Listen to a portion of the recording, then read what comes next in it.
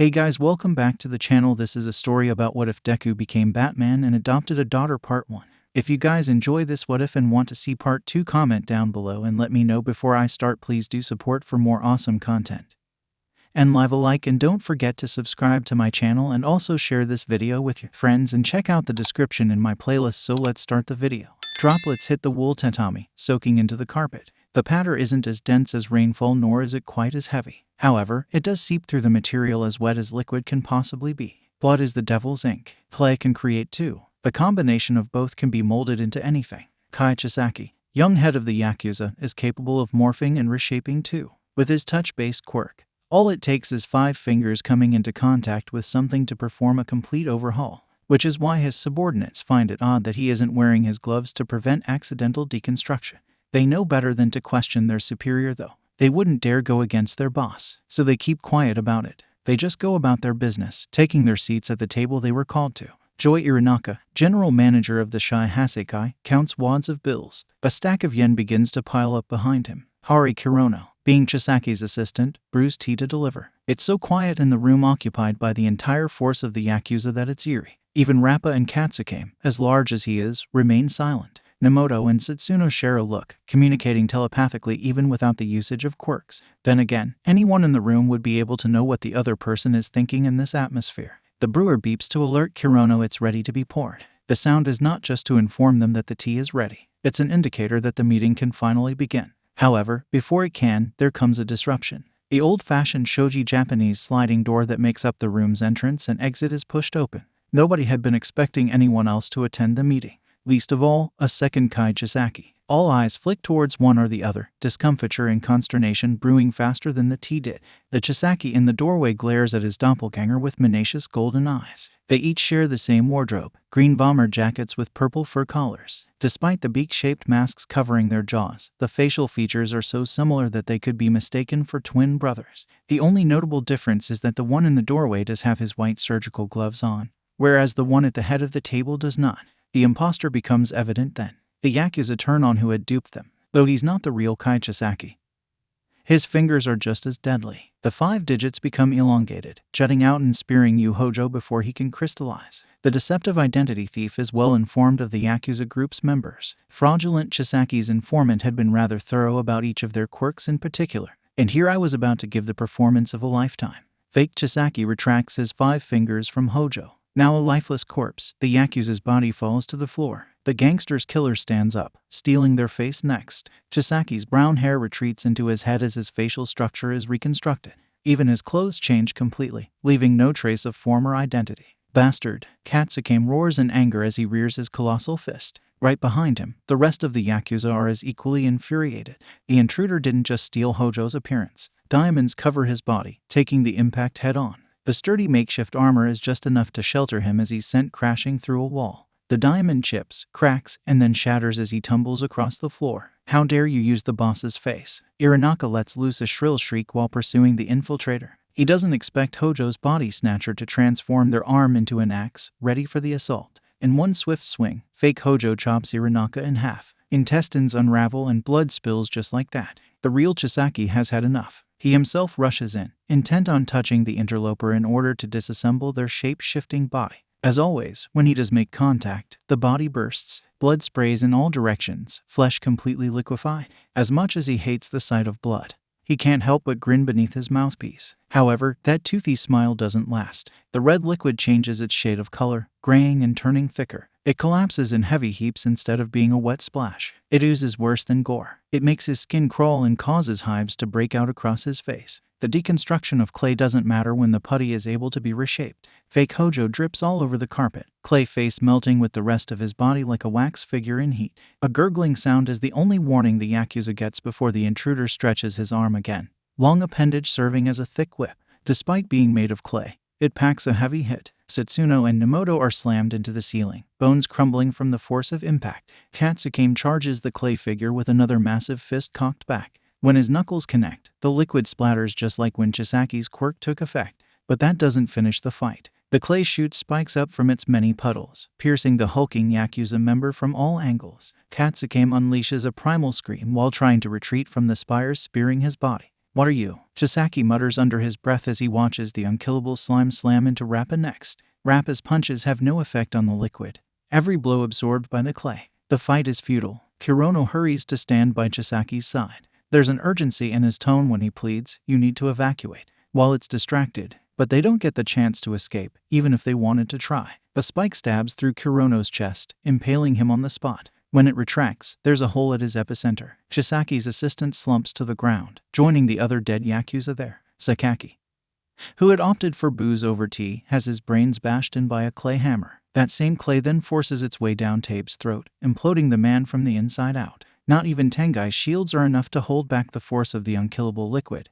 He's eventually buried by the weight of the clay closing around him and crushed. 𝐒𝐴𝐵 grits his teeth, grinding them together behind his beak-shaped mask. His golden glare watches as the clay morphs until it matches his appearance. "What is it that you want?" He addresses himself with venom in his voice. "Transfer all of your assets to this offshore account." His living reflection sounds exactly like him, although his movements aren't mirrored. Fake 𝐒𝐴𝐵 reaches into his coat pocket to pull out a cell phone, offering it to the real 𝐒𝐴𝐵. Real 𝐒𝐴𝐵 taps numbers into the device, carefully avoiding touching it with all 5 of his fingers. After he's finished wiring money into the bank account, he hands it back. "Done," he growls before asking, "Anything else?" Fake 𝐒𝐴𝐵's eyes lift in delight, making an expression on the man's face that not even himself had ever seen him have before. Then, the imposter's hand takes the form of an axe again. It makes a clean cut, beheading the real 𝐒𝐴𝐵. The voice that comes out of the fake 𝐒𝐴𝐵 is no longer masculine. A feminine, cheerful response answers the dead man's question, "Nope." The still-living 𝐒𝐴𝐵 changes his hair color without having to dye it, brown locks becoming blonde. His chest develops a modest bust and his manhood becomes womanly. Pretty soon, he puts a pep in his step that's much too bubbly for a gangster. He becomes the murderous girl, Himiko Toga, the ex-member of the League of Villains and former partner of Anarchy. She skips her way to the nearest wall, avoiding the bodies laying by her feet. "It feels good to be cute again," she thinks. A miniskirt and a cardigan is much cozier than a business suit and a heavy coat. Her now uncalloused hands touch one of the many corpses, smearing them in blood. She's only been doing as she was instructed, but she has to admit that it's been fun. And now she even gets to finger paint with blood. Her hands slap the wall, sliding up in a wide arc and curving down. At the bottom, she dots it with one final smack. Once she's finished, she sucks on each of her fingers. It's better than licking sauce off of them. Toga can't suppress the giggle that escapes her grin full of fangs as she saunters out of the room, leaving behind her a bloody question mark. Bats skitter as they return to their roosts in the upper reaches of the cave, carefully segregated from the more delicate electronics of their master's headquarters. Izuku Midoriya, as nocturnal as the creatures he shares company with in the underground lair, is stationed at the biggest of assorted machines. A massive screen displays more media outlets than the naked eye could skim. Surrounding the articles are various street cams, the live footage watching dark crevices and corners closely. The sole survivor of the Midoriya bloodline monitors the massive computer display intently, even when he's not prowling the streets or patrolling from the rooftops. He remains a watchful guardian. The Dark Knight works as endlessly as he does tirelessly to prevent another night like the one that took his parents from him from ever happening again. His matte black suit, cape, and cowl blend with the cave's atmosphere. The winged sigil emblazoned on his chest is the same as the winged creatures also dwelling in the dark. He is the legendary Batman. Behind him is a girl who had also been orphaned. She was held in captivity by the Yakuza until he had rescued her, and now he has taken her under his wing. Her silver flow of hair hangs over a German Shepherd and Great Dane mix, another stray that he had taken in. She runs her hands over the dog's coat of black fur, petting it gently. A silver tag hangs from the hound's dark blue collar, the name Ace engraved in the metal. Midoriya had never imagined he would have a pet, let alone an adoptive daughter. He never thought his crusade as Batman would allow him to have such attachments. Yet, Eri is the best ward he could have asked for. And Ace drooling while he sleeps isn't so bad either. Though Kurogiri would beg to differ, considering he's the one who mops the floor every time. Surrogate father, butler, caretaker, and accomplice to Midoriya, he too dwells in the cave at this time. The man made of purple mist is dressed in his own suit, albeit is much more fashionable than Kevlar armor. "It's nearly dawn, sir. Your winged namesakes are retiring for the day." Kurogiri glances about the cavernous space to watch bats swoop from stalactites despite directly addressing Midori. "Perhaps you should consider doing the same." Midoriya mimics Kurogiri, pointing the direction of his gaze elsewhere while addressing him. Later, there's still some work to be done. The vigilante taps at the keyboard in front of him to pull up additional news reports. As comical as it may be on Batman, He should really get a pair of reading glasses considering how much time he puts into researching documents. 𝗂𝐤𝐽 pauses, wanting to push the matter further, but yields in the end. He settles for a hum of disapproval to let Midoriya know his feelings. Then he directs his attention to Eri. "And what about you, little lady?" The young girl casts a look towards Midoriya, hair whipping with the sudden motion. When all she gets is his back instead of the support she was hoping for, she returns her gaze to 𝗂𝐤𝐽. Knowing all too well what he meant, she whines indignantly, "Come on. Can't I stay up just a little bit longer?" 𝗂𝐤𝐽's yellow slants peer into Eri's bright red orbs. Her puppy eyes are stronger than the actual dog's or even Midoriya's when he was her age. He sighs, unable to say no to such a face. He does, however, know how to guilt Midoriya into doing his dirty work for him. "Of all the bad habits she could have picked up from you, I suppose insomnia isn't the worst." 𝗂𝐤𝐽 talks to the man's back but knows he hears every word. Finally, Midoriya swivels in his chair to face them. The faint glow from the computer screen casts a shadow over his face that just barely hides the bags under his eyes. There's stubble growing around his jaw, his chin in desperate need of a shave. He looks like a tired dad and he hasn't even done any of the parenting yet. There's a brief moment where both 𝗂𝐤𝐽 and Eri think he's going to defend her as well as himself. "Aren't you forgetting that tomorrow is a big day for you? You're going to need all the rest that you can get." But then he reminds the girl that she'll be taking the entrance exam for you in the morning. Eri pouts, more frustrated that he backed 𝗂𝐤𝐽 up instead of her over having to go to bed, but surrenders to the logic. "Fine." Ace whines when she stops petting him to head for the elevator lift. 𝗂𝐤𝐽 takes over, scratching the mutt behind the ears. The dog's complaints cease. As Eri walks away, she shouts over her shoulder, "Don't forget to feed the bats." To which Midoriya raises a brow. "You feed the bats?" The bats prefer free-range corn-fed chicken goujons gently fried in extra virgin olive oil. 𝗂𝐤𝐽 recalls the dinner he has been cooking upstairs before adding as an afterthought, "with chives." Midoriya rolls his eyes at the man's antics before returning his attention to the supercomputer. Now that Eri is gone, he freely shares what it is that he's been invested in. The Shy Hasekai have been killed. The blunt announcement causes 𝗂𝐤𝐽's usually slanted eyes to broaden a bit in surprise. The men who were holding Mistress Eri in captivity. He pats Ace on the head one last time before joining the vigilante at the computer station. Now that he's able to get a closer look at what's on the screen, he finds himself skimming through police reports and website articles. The entire Yakuza was brutally massacred. The present seems like the worst time to be making lighthearted jokes about the murder, but the butler can't help himself. "It seems someone has saved you the trouble of having to do it yourself." Knowing all too well what was under the bandages around Eri's arms and legs, and how long those scars took to heal, Midoriya doesn't disagree with that sentiment. Yet, he took a vow, and he has a mission that he must stay committed to. The mask hanging behind him with his cape is what he became to uphold that promise. "I'm going to investigate and find out who did it." The vigilante pulls it over his face while slowly rising from his seat. "I was afraid you were going to say that." 𝗂𝐤𝐽 ducks his head down in dismay. The dedication that Midoriya puts into his crusade far surpasses the amount of effort he puts into running his company. Numerous times has the caretaker received calls complaining that the young philanthropist fell asleep during business meetings. That's when Midoriya doesn't show up late or miss them entirely. Now donning his cowl as Batman, the caped crusader marches past 𝗂𝐤𝐽 with a vengeful aura. The white lenses where his eyes should be are narrowed more than 𝗂𝐤𝐽's yellow slits. The horns atop the Dark Knight's head create a demonic visage that horrifies criminals. But the butler himself can't help but also feel something at the sight of the boy he raised becoming such a monstrosity. But in a city of monsters, that boy had no choice but to become one himself. Midoriya is convinced that it was a monster which took his parents from him. And it takes a monster to scare another monster. That's what Batman is meant to be. The night itself has become something to be feared by villains and criminals rather than something to revel in. It can't be helped that there was a ripple effect. Batman became feared by forces of good as well. Batman became something they didn't understand. And people always fear what they don't understand. Pro-heroes and police couldn't define the legend as merely a vigilante, nor a myth or an urban legend, because Batman is a very much real creature of nightmare. So when Batman arrives at the familiar stronghold that had once been the base of operations for the Yakuza, he has to sneak into the crime scene rather than strutting in. His nose picks up the scent of rust before he ducks under tape meant to close off the area. He recognizes the sickeningly dry yet sweet metallic waft of air as the smell of blood. As it dries and ages, blood takes on a vile pungence that smothers your senses and suffocates your breath. He almost reaches for the rebreather stored in one of the various compartments of his utility belt, but forces himself to endure it. As he steps over bodies covered with preservation tarps, he wishes he could have been the first to analyze the scene before forensics could contaminate the area. It'll be harder to uncover evidence since nothing went untouched and they likely already confiscated some of their findings. The yellow markers littering the floor tell him there are things missing. Eventually, he finds an occupied room. Not all police and pro-heroes are afraid of him. 2. That he formed an alliance with or currently talking with a few other law enforcement members. The commissioner himself, 𝗂𝗵𝗲 𝗔𝗂𝐁𝐵, and the number 1 hero 𝐒𝐵𝑚𝐴𝐴𝐴 had agreed to work with him. Batman stands between the doorway and where the hallway bends, out of sight from everyone except for the commissioner if he looks at the tiny sliver where the door is cracked. When 𝗧𝗂𝐁𝐵 notices the vigilante shrouded in shadows, his rectangular eyes widen behind the frames of his glasses. The graying mustache on the commissioner's upper lip curls before he waves for the other officers in the room to clear out.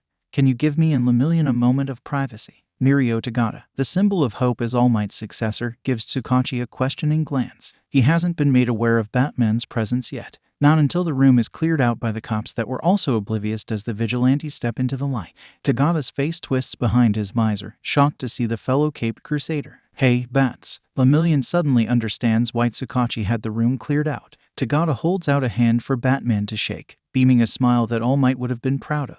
The number 1 hero had become a lot friendlier since the night he and the commissioner contacted Batman by a signal in the sky. Midoriya believes the reason why is that he's trying to mend their initial introduction in order to move forward with a better relationship. Though he can't be certain, he's not the trusting type. Batman brushes by 𝗧𝗏𝗃, cape closed around his body, ignoring the outstretched hand. To 𝐒𝐵𝐴𝐴, it seems cold. The pro-hero might think the vigilante holds a grudge. For Batman, it's just a precaution in the presence of such a powerful being. A bat-themed vigilante steps into the zone a little further, inspecting the blood spillage with a thoughtful stare. The Yakuza was full of formidable members. For them all to be eliminated and dispatched in such a grotesque way, it poses a lot of questions. The first that comes to mind is, who could have done this? 𝗧𝗂𝐁𝐵 huffs, like he's holding back a laugh. His expression looks anything other than amused. That's what I was going to ask you. The commissioner pushes up the glasses that are sliding down his nose before asking, what do you make of this mess? Not having investigated the murder scene for himself yet, Batman doesn't answer. The dark detective instead kneels down to inspect the blood-soaked carpet. It squelches under the pressure of his gloved finger poking the still dampened fabric. 𝗒𝐵𝐴𝐴 opens his mouth to say something, but nothing comes out. Nervously, he rubs the nape of his neck with his own gloved hand. After watching the vigilante search the scene a while longer, he works up the courage to try again. He worriedly glances about while asking 𝗧𝗂𝐁𝐵, should we be letting him touch stuff? The commissioner shrugs, not sharing the pro-hero's concern.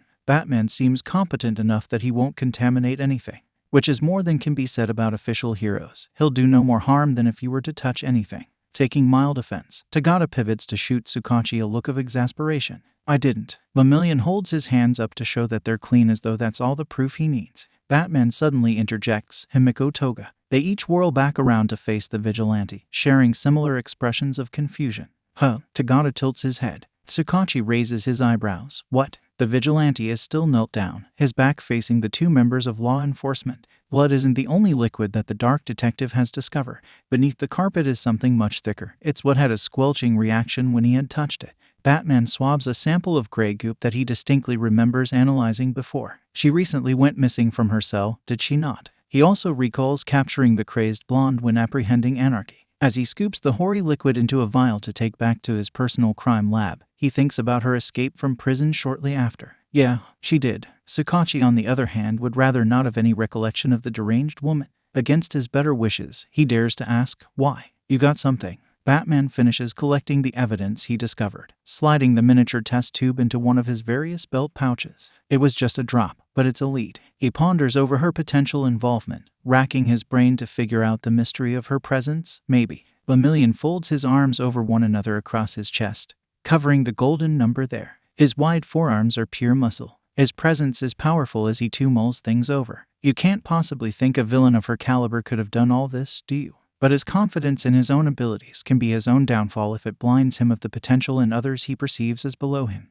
Batman ignores 𝗧𝗏𝗃, glancing over his shoulder to address 𝗧𝗂𝐁𝐵 instead. Have forensics check for traces of solvent, resin, and mastics in the DNA of the victims. The vigilante has a hunch that involves Toga's quirk residue. The way the bodies are dismembered and the amount of blood stains splattering the walls like paint has him looking for a pattern. 𝗧𝗂𝐁𝐵 turns around, facing away from the vigilante. He understands that Batman is asking for permission without doing so verbally, and he also knows full well what for. Do what you have to. I didn't see anything. He talks to the wall instead of the man behind him, appreciating the gesture. I'll let you know if there's any other substances you should be looking out for. Batman cooperates by agreeing to share his findings later. But in order to do that, he first needs to take a blood sample from one of the bodies, head whipping from left to right, between the commissioner and the vigilante finger pricking a corpse. 𝗧𝗪𝗏 tries not to whine too loudly. He throws his hands up in the air, uncrossing his arms to shout, "Hey, guys, I'm still here. Don't leave me out of the loop." The childish display should have put a smile on the commissioner's face,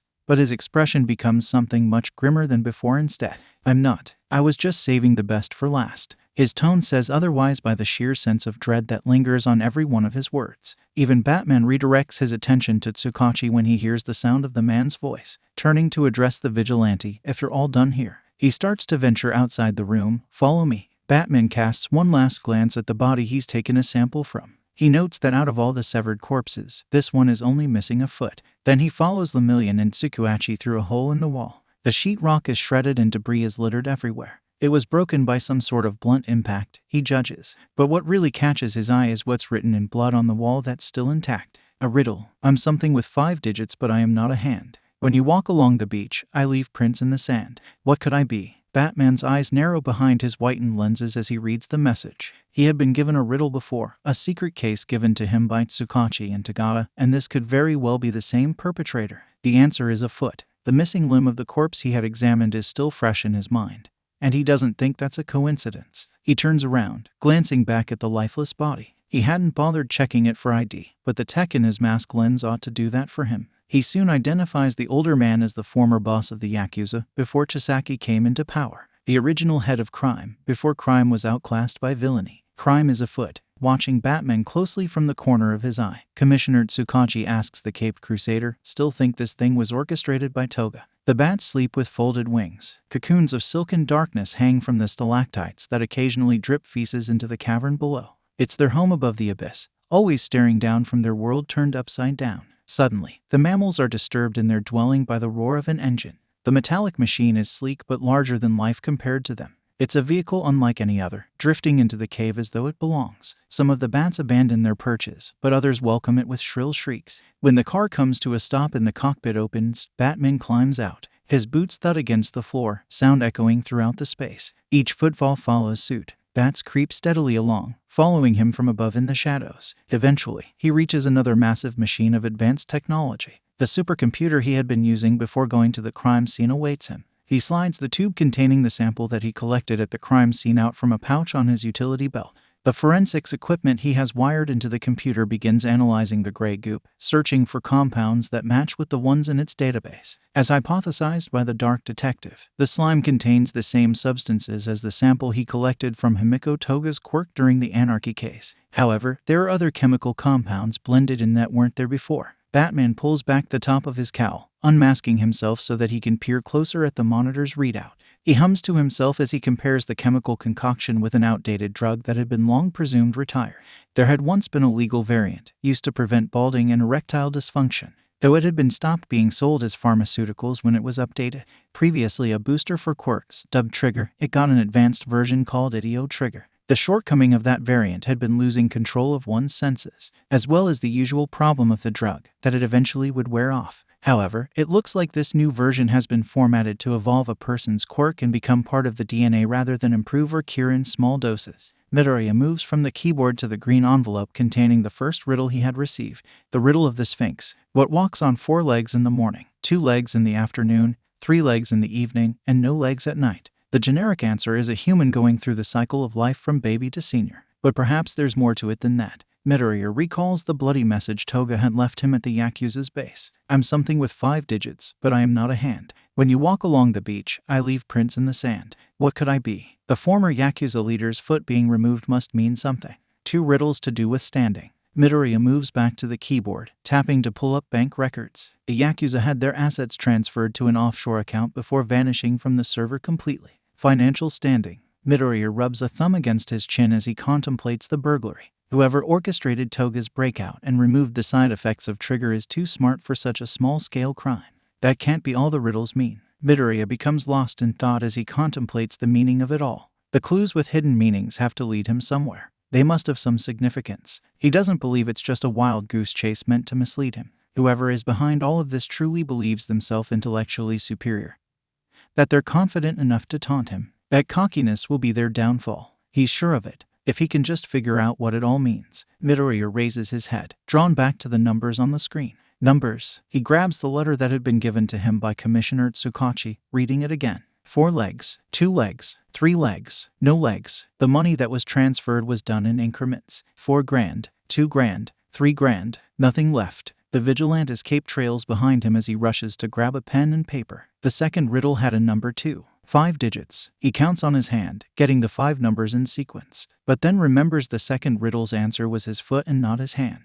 The Yakuza leader's foot was missing. That must mean the 5 was subtracted. Midoriya racks his brain for more numbers to fill the sequence and finish the equation. Under the lead of Chisaki Kai was the 8 precepts. Subtract 5. 3 legs in the evening. They must have been killed in the evening. The time 5 or 6. Midoriya is willing to bet the number 5. He circles the number for emphasis. There's also trigger, the pharmaceutical version, idio, and now this variant. 3 legs. That can't be a coincidence. Midoriya tries various formulas with the numbers he's given, searching for a hidden code. Just when he starts to feel like he's gone too far as a conspiracy theorist, he finds a few groupings that could pass as address lines. Not wanting to kick down the door of someone innocent, he begins cross-referencing the locations, one of which is a beach house. When you walk along the beach, I leave prints in the sand. A little more research to see who owns the residence all but confirms it. 𝐻𝐸 domain is nothing but fabricated records, a false identity, and a cheeky one at that. A podiatrician is their profession.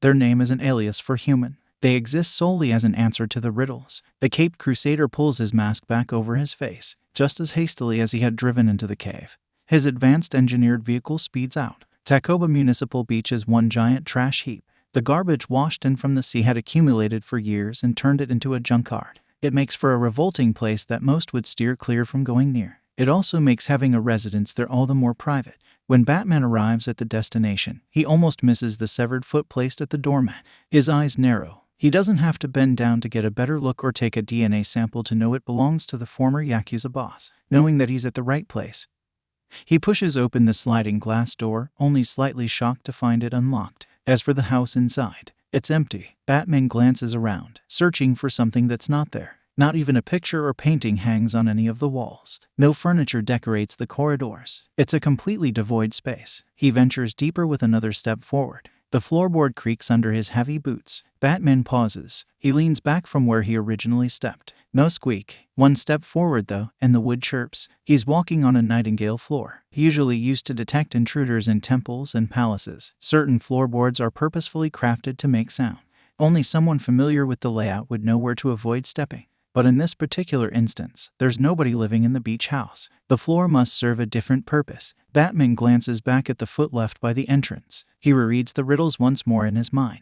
The answers, a foot and the number sequence he was given. 4, 2, 3. He stepped on the second board. Then, the third and fourth must also be rigged. Batman tentatively tests his theory, proving it true when the wood creaks. The placement is so close together that he figures something must be hidden there. Batman slides his gloved fingers into the crevices and pulls. The boards come loose easily, popping out. As suspected, the dark detective discovers a hole beneath the surface, a ladder leading down into the pit. The vigilante activates his night vision before descending into the tunnel. He climbs down one rung at a time, carefully going at a slow pace. He's not sure what to expect at the bottom, but it's certainly not something as quaint as the miniature hideout that he drops into. The underground base is more decorated than the ground level. Newspaper clippings of himself and other vigilantes or heroes adorn the walls. A coffee table at the center has a still steaming cup of tea on it, a question mark sculpted with foam. But what stands out the most is the computer array mounted in the corner. Various monitors glow green, running various versions of code and algorithms that would be difficult to solve for even the best of programmers or hackers. But at the epicenter, one of the screens awaits input.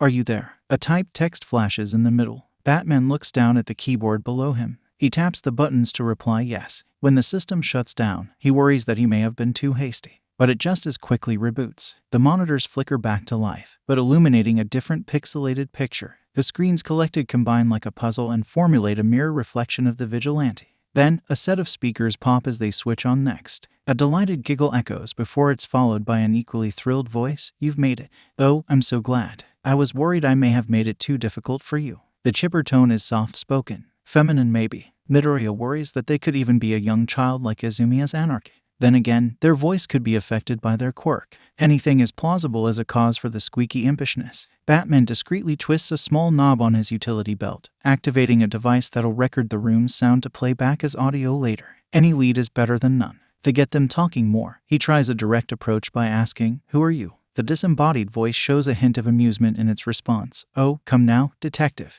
I'm sure there are much better questions you have for me." Batman glowers at the speakers as though the mysterious enigma is hiding within them. Then again, he wasn't actually expecting an answer to that question. Instead, the vigilante tries asking, "What are you planning?" The speaker pops when the voice gets louder, the enigma likely having gotten closer to their mic. "You'll see." There's a pause before they regain their earlier cheerfulness. But first, let's play another game. Recalling the massacre of the Yakuza and Toga's breakout, the vigilante feels his stomach sink. If their idea of fun is anything like the Psycho Blondes, then he must put a stop to it. This isn't a game. Batman stares at the image of himself made up of culminated computer screens. If it is, I'm winning. The carefree voice is unfazed. Batman then sees why. The screens switch to a different picture. An underground hero that he recognizes is bound and gagged to a chair in a strange contraption around their waist. The voice loses its bubbly attitude, changing into something much more ominous, and 𝐼𝐬𝐽 isn't. 𝐼𝐬𝐽, the successor of Eraserhead, doesn't even look conscious. Where is he? Batman steps closer to the set of monitors in the hopes that it'll be intimidating somehow. He hadn't been expecting a hostage. The voice chuckles, yet again unaffected by the caped crusader's presence or words. This really is all just a game to them. I'll give you a hint. Their voice reverberates a little. The 𝐒𝐻𝐵𝐾𝐈's stronghold and here have something in common. Batman inhales a little too sharply as he suddenly remembers who he's dealing with. The Riddler is all about mind games and deception. His riddles and puzzles have answers hidden with answers. He can't lower his guard for a second by losing control of his emotions. He has to stay focused and always thinking. The dark detective recalls the Yakuza's lair when he had infiltrated it to rescue her. It too had an unassuming upper level with the true base beneath it. There had been a secret wall. Batman spins around, confronting the only wall that remained barren. He rushes over to it, rapping on the sturdy structure with his knuckles. The dull knock he gets in return has him prying the barrier back. There on the other side is a thick sheet of glass in between him and the underground hero who had been captured.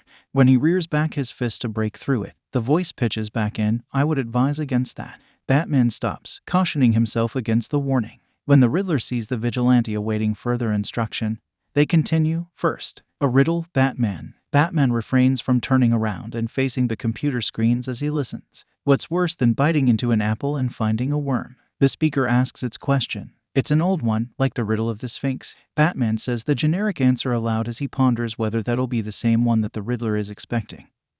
Biting into an apple and finding half a worm. The vigilante eyes the contraption around 𝐼𝐬𝐽's waist. Strings thin enough to be invisible are connected to the glass barrier. He puts two and two together. If he shatters the shield, then the underground hero will be chopped in half. Batman keeps his fist clenched, but lowers it to be at his side. He tries to stay calm and collected as he asks, "What does 𝐼𝐬𝐽 have to do with this?" "Nothing of significance," the voice says dismissively. He's an underground hero, so he snooped into matters to do with the 𝐒𝐻𝐵𝐾𝐈 and stumbled upon a few of my puzzles. As you can see, he's nowhere near as equal a fair opponent as you. Batman ignores the Riddler's answer, not believing it for a second. He figures he can get the true story out of the underground once he's rescued. What do I have to do to save him? The vigilante returns his attention to the device rigged around 𝐼𝐬𝐽. But yet again, Riddler gives an unusual response. Nothing. Batman spins around. He hears it before he sees it. A countdown. The ticking of a bomb. Numbers flash across the monitors, lowering from 15 to 14. It's only a matter of seconds before he runs out of time. It suddenly clicks in his head what the glass barrier is for and why the underground hero will be safer if he does nothing. The glass must be blast resistant to the incoming explosion. Batman himself, however, has no such protection. The vigilante hurries to the ladder in order to escape. He knows it'll take too long to go hand over hand, so he fires his grappling hook instead. The pulley hoists him up and through the opening to the underground lair. But still, that's not fast enough. Before Batman can make it out the sliding door, the blast reaches him. His fire retardant cape takes the brunt of the explosion, protecting the vigilante from being burned too badly. But he's still thrown off balance by the force of the detonation. As the building collapses around him, he's knocked through a wall and out a window. Glass rains down on him with flickering flames and he tumbles across the sand of the beach before crashing into a pile of scrap. Midoriya coughs and clutches his side where a chunk of metal pierced his body armor. It's going to be hard to walk off that rough tumbling, but he remembers experiencing much worse when fighting Deathstroke. Still, there's sure to be a good set of new bruises in the morning. When he pushes off with his leg to stand up, he realizes just how bad a condition he's going to be in. What part of his vision isn't blurred gets obscured by colored spots. Midoriya hesitates before removing his mask. Then, he takes off a glove. He needs to feel and check for a concussion. He'll need immediate medical attention before he even makes it back to the cave. And hospitals are out of the question. That doesn't leave very many options considering who's closest to him in terms of location. He sighs before reaching into his utility belt to pull out a burner phone. The plan is to discard the rest of his suit and make up some excuse for how he got so badly injured, since 𝐼𝐺𝐿 doesn't know about his nightly activities, and he'd like to keep it that way, even if he has no choice but to go to her for help. Midoriya is more accustomed to Kurogiri silently stitching his scars and wrapping his wounds, spare for a few snarky remarks. The reprimanding and questions were always reserved for after his bed rest, so despite her considerably valid justification for confused concern, 𝐼𝐺𝐿's insistent inquiries as to how he got so injured start making his head throb more than his concussion. When she dabs a disinfectant-soaked cotton ball against the sore spot, the stinging doesn't help either. He seethes through his teeth, regretting the decision to come to her for aid, even if it meant permanent brain damage. Again, he avoids giving her an actual answer. He vaguely gestures to himself, stating the obvious. "I'm in bad condition and you were close by." He internally hopes that she doesn't ask him why he insisted on her lack of medical expertise over a hospital other than that, but knows better than to do that much wishful thinking. They'd already done the same song and danced such a number of times that he'd lost count. Every time, she scoffs and incredulously asks the usual rhetorical question, "So you came here just because you had no other choice?" Her frown deepens into a scowl, nose scrunching under her glasses that do very little to contain her glare. Finally fed up with the runaround Midoriya has been giving her since he showed up at her door covered in wounds, she asks a new question out of anger, to die or for help, nearly just as annoyed and straining to keep himself composed while in pain. Midoriya meets her gaze with a hard stare of his own. 𝐵 bristles at his intense expression, but he just as quickly schools it and looks away apologetically. That doesn't keep the pettiness out of his tone when he responds, though. Either one would have been fine. 𝐵 slightly reels at that response, almost as though she were struck. It clearly wasn't the answer she was expecting. Her eyes fall on the blood-stained towels covering her couch, which she had laid out before drifting back up to the stitched cuts from which that blood flowed. 𝐵's strong stare starts to soften as she returns to the same old question.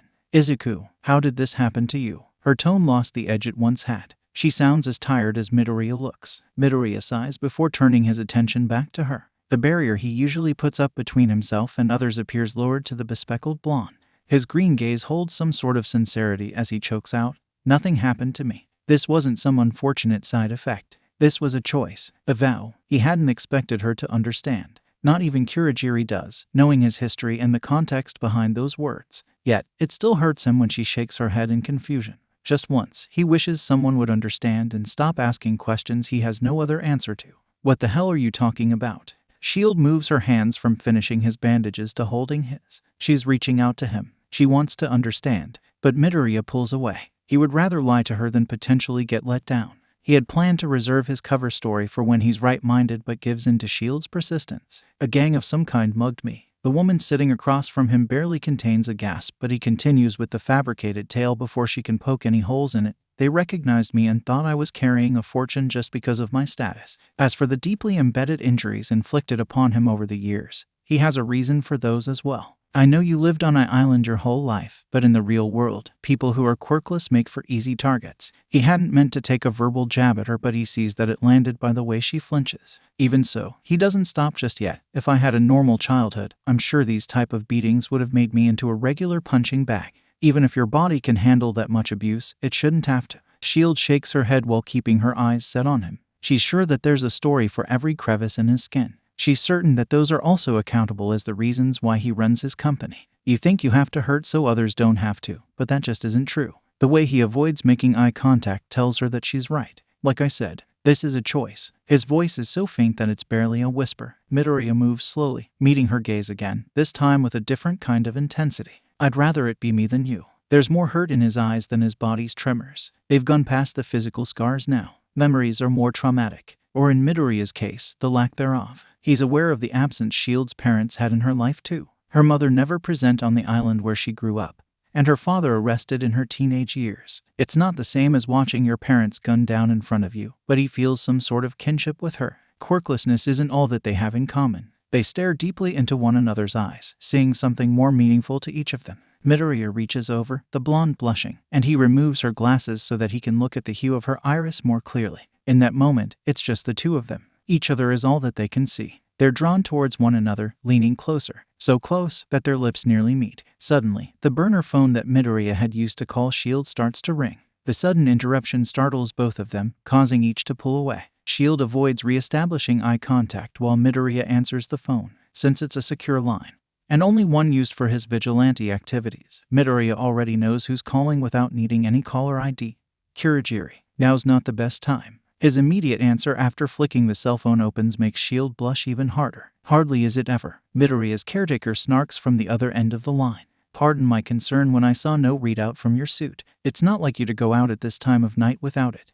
Kurogiri's worry then slips through the tone of his voice as he explains the reason for his call. Midoriya glances at S.H.I.E.L.D. from the corner of his eye, relieved that he's the only one who can hear his butler. To her, their conversation is one-sided. It's not on me right now. Thanks for checking in, but I'm fine. He tries to keep his answer vague enough that S.H.I.E.L.D. won't decipher the meaning of his response while still conveying the essential information needed to pacify Kurogiri. Being more than acquainted with working under the employ of people living double lives, Kurogiri understands without more needing to be said. Very well. He drops the topic before moving on to ask, should I be putting Mistress Eri to bed myself then? He's asking if Midoriya will be keeping late hours. Eri must be staying up, waiting for him to return. No. Midoriya glances over at S.H.I.E.L.D. before answering, I'll be home shortly. Kurogiri lets out a breath of relief that's audible over the phone. He's supportive of the young girl's adoption and hopes for them to bond better. She'll be delighted to hear that. As hard as it is for Midoriya to manage his dual lives while simultaneously acting as a surrogate father, he can't help but share his own surrogate father's sentiment. Without so much as a goodbye, he flicks the phone closed and hangs up. It might seem rude to most, but Kurogiri understands there's not much more that would have been said anyways. Plus, it helps Midoriya to save the time he'll be needing to get back home as promised. S.H.I.E.L.D. puts her glasses back on, clearing her throat. You should spend the rest of the night here. She starts collecting the towels covering the couch in an attempt to tidy the place up a bit, but Midoriya has already made the committed promise to head home. He stands up, shaking his head. That wouldn't be appropriate for co-workers, would it? S.H.I.E.L.D. goes back to blushing, nearly dropping the towels that she collected. That's not what I meant. Her glasses slide down the bridge of her nose as she looks away in embarrassment.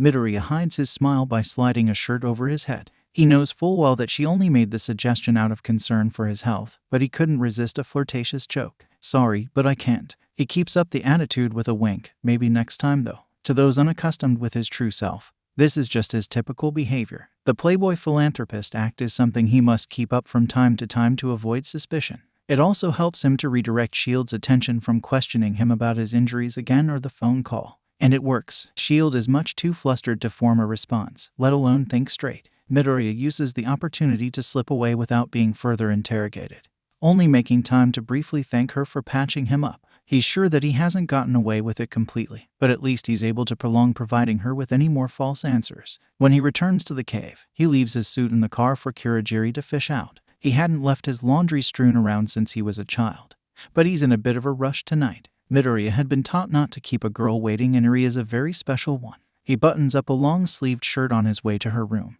wanting to conceal his injuries and bandages. That includes hiding the patch on his head by pushing down his bangs. Midoriya lightly knocks on her door before entering. When he does, he's relieved to see she didn't fall asleep waiting for him. She's still awake, book in hand to occupy her mind. He offhandedly wonders if the 𝗧𝗵𝗲 had allowed her to read when she was in captivity. She certainly took a liking to the Manor's private library that it wouldn't hurt to assume. Kurogiri said you wanted to see me before bed. He broaches the territory with hesitance. He's still not figured out how to act around her. Having not had a childhood of his own, growing up much sooner than most kids doesn't give him any understanding of the youth, let alone how to be a proper parent to an adoptive daughter, though that doesn't stop him from trying as best as he can. Eri slides a Battle Fist-themed bookmark into the pages of her novel before closing it. Once she sets it aside, her bright red eyes redirect themselves to her green-haired guardian. He didn't tell you why, did he? That same bushy-haired father figure is taken aback by the pout that the young girl gives him. Shaking his head, no. Midoriya voices his confusion. Eri's mouth suddenly shifts to a giddy grin, surprising the self-proclaimed detective even further. Just as the vigilante on his off hours starts rethinking the capability of his deductive abilities, he realizes what day it is. Eri tosses her covers and blankets off, jumping from the bed into his arms. I did it. I got in. She squeals with delight while squeezing his waist with her tiny arms. Midoriya returns her hug, matching her enthusiasm with an equally thrilled smile. With all that happened tonight, he had nearly forgotten Iri's entrance exam to UA had taken place during the same day. I knew you would. I'm so proud of you. He recalls the mild training regime that he and Kurogiri had given her in preparation for the test and truly means those words based on how she performed. After being rescued from captivity, Iri had wanted to pursue heroics and save others like herself. It doesn't take a parent to know she had to do so the legal way. While Batman may not be the best leading example for her, that's the whole point. The Dark Knight is there so no kid has to be like him ever again. Adopting Iri was for that same reason. Midoriya wanted to make sure she wouldn't share the same fate he had. She deserves better, and he hopes that she can get that brighter future at UA. But as he holds her close and thinks of the prestigious hero school, he also finds himself thinking of its principal, a mastermind with a questionably sinister side, who enjoys tea. The dark detective can't help but be slightly suspicious that there's no such thing as coincidence. It's a hunch, possibly a reach as a suspect, but he can't rule it out. Midoriya is relieved that Iri can't see his smile slip by still clinging onto him as he says, I was hoping to have a chat with the school's principal anyways. The elevator ride is so smooth that its single passenger becomes lost in thought, without any notion that he's descending at all. Izuku Midoriya, owner of the company building, leans against the cubicle's back wall with one hand in a pocket and the other holding an envelope. Ordinarily, the boss wouldn't be carrying or delivering his own request form. However, what's enclosed is much too sensitive a matter to be passed off to a careless secretary. Midoriya is only willing to entrust Mei Hatsum with what's written inside, the woman he's heading down to the lower levels of Midoriya Enterprises to meet with. As he waits, his mind wanders and thinks of the inventor under his employ. Without knowing it, she had created a vast margin of the gadgets and equipment he uses as Batman. He had considered sharing his secret with her, since the two had gotten relatively close, but decided against it. She's so consumed with her work that the reveal would probably go over her head anyways. Still, he can't help but be grateful for all the aid she's provided. She's a hard worker that he doesn't want to take for granted. As a matter of fact, Hatsum has her own personal development studio separate from the others, upon request. It's a basement reinforced with a white metallic alloy, save for the black soot and ashes from explosions. But that's exactly the reason why the floor is crafted out of the special material. There, she can make inventions all day and night to her heart's content. When Midoriya arrives on the floor and steps off the elevator, he expects to find her still welding away at something. What he finds instead is another woman who has been on his mind as equally often. Melissa Shield, wearing a blazer and pencil skirt, surveys the development studio with a clipboard in her hand. Melissa, the surprise of seeing her where he doesn't expect to slips through his mouth. The blonde turns to face him, as equally shocked to be encountering one another again so soon. What are you doing here? Midoriya asks, forgetting that she works alongside him for his company now. Running a maintenance check, Shield shows him the clipboard by turning it over so he can read the manuscript. It's mandatory. She pauses and then asks him back, what are you doing here? Realizing that he's holding an envelope in his hand and that the blonde is eyeing it, Midoriya weighs it a bit like it's an option to acknowledge or not. I just came to drop something off. He replies a little too vaguely, though purposely. When Shield raises a brow, he shrugs in an attempt to avoid suspicion. The first lie that comes to mind is the excuse that he runs with. It was getting a little stuffy in my office and I like to check up on my employees. Unbeknown to the quirkless woman, the real reason that Midoriya stopped by Hatsum's studio was for a personal request. After taking damage from the Riddler's bomb trap, and then its wearer reflecting on all the times it didn't hold up in combat against opponents like Deathstroke, it was determined that the armor which Batman wears requires an upgrade. Specifications, modifications, and requirements are listed in the letter that he wrote for the inventor. For that reason, it's for Hatsum's eyes only. Midoriya is much too paranoid that somebody else would be able to put two and two together if they get their hands on the envelope instead. Shield tucks a stray strand of hair behind her ear, playing coy as she teases, you never check up on me. Had Midoriya not adopted a playboy personality and charm, he would have been reduced to a blushing and stammering mess. Fortunately, he's had years to grow up and mature. The only one blushing is the blonde herself. Midoriya fixes her with a teasing glance, but replies with a completely deadpan tone, we saw each other just last night. Shield matches the half-joking and half-stoic energy with her response, you were bleeding all over my couch, which gets Midoriya to huff, just barely on the brink of an actual laugh. Shield's eyes widen behind her glasses. It's a rarity to see him genuinely amused. Her blush deepens, further allured by his natural charm more than the facade he puts on. I'll make it up to you one of these times. Midoriya half-heartedly promises. Not wanting the vow to become an empty promise, Shield attempts to seize the opportunity by asking, how about tonight? Midoriya startles, doing a double take. Shield elaborates on the suggestion. hoping to convince him while he's caught off guard. Would you like to come over? This time for dinner. I wish I could, but Midoriya stammers as he processes the request and mulls over his plans for the night. Even if his mission as Batman weren't in the way, he has other arrangements. Midoriya remembers his appointment with Eri's principal. I've got a meeting elsewhere after this and I'm not sure how long it'll run. S.H.I.E.L.D. lowers her head in disappointment, averting her gaze from Midoriya and to the clipboard in her hands.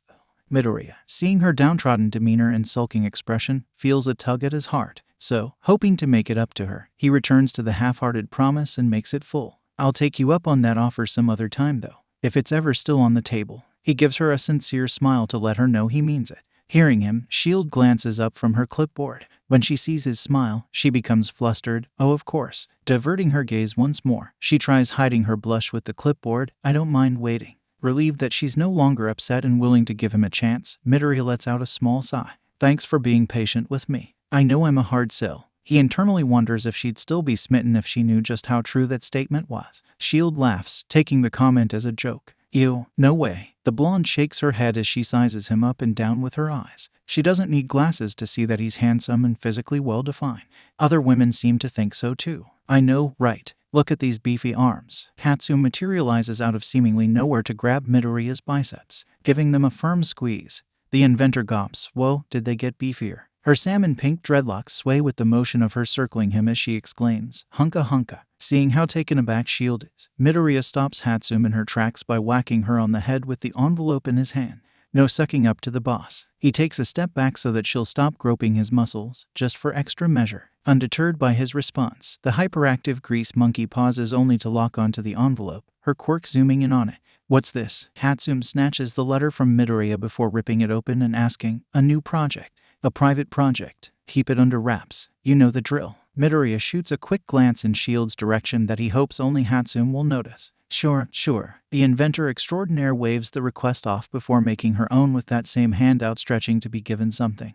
Bring me my tools. Rather than oblige, he brushes off her demand in return. Midoriya glances down at the open palm before heading for the exit. I'm going to that meeting now. But my tools. 𝗧𝗵𝗲 calls after him with a pleading tone. When the pinkette turns towards S.H.I.E.L.D., the blonde follows after Midoriya. Mind if I join you for the ride up at least? She walks alongside him just before reaching the elevator. Not at all. Midoriya presses the call button for them to leave. Seeing that neither of her visitors are going to be of any help, 𝗧𝗵𝗲 huffs and crosses her arms. Fine, I'll get them myself. The inventor whines only a little before getting to work. With one meeting down, it's on to the next. Midoriya waits for Kurogiri to chauffeur, prepared to meet UA's principal. Formerly a graduate from 𝐒𝐻 Academy, 𝐂𝐿 𝐼𝐺 had replaced her predecessor on the school board. Her intellect had made her a perfect candidate closely comparable to UA's first principal. That intelligence is also what makes her a suspect in the Riddler case. 𝐼𝐺's quirk, IQ, is essentially that her brain capacity increases when drinking tea. Considering the Riddler's lair had a cup of tea present, it's not too far of a reach to suspect her.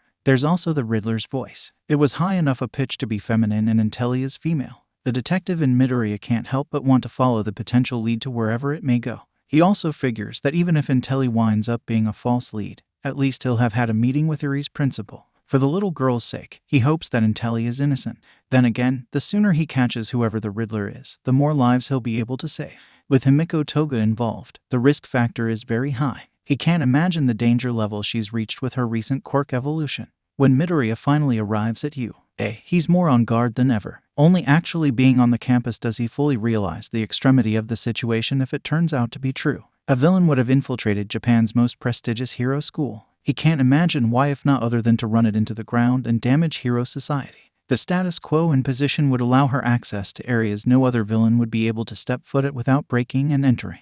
Unless, of course, that villain could morph or shapeshift into somebody else like Toga can. Two extremely dangerous psychopaths with power in more ways than one. He feels pressed for time to stop them more than ever. As soon as the large pair of French doors swing open, he's greeted by the principal in her office. Ah, Mr. Midoriya, I've been expecting you. Please, have a seat and relax. She gestures to the chair across from her before asking, would you like a cup of tea? Midoriya glances at the tea, already suspecting it of being drugged or laced with poison. No, thank you. He denies the offer before also doubting the chair. He remembers the contraption that Mindjack had been strapped to. And I think I'd rather stand. I won't be taking too much of your time anyways.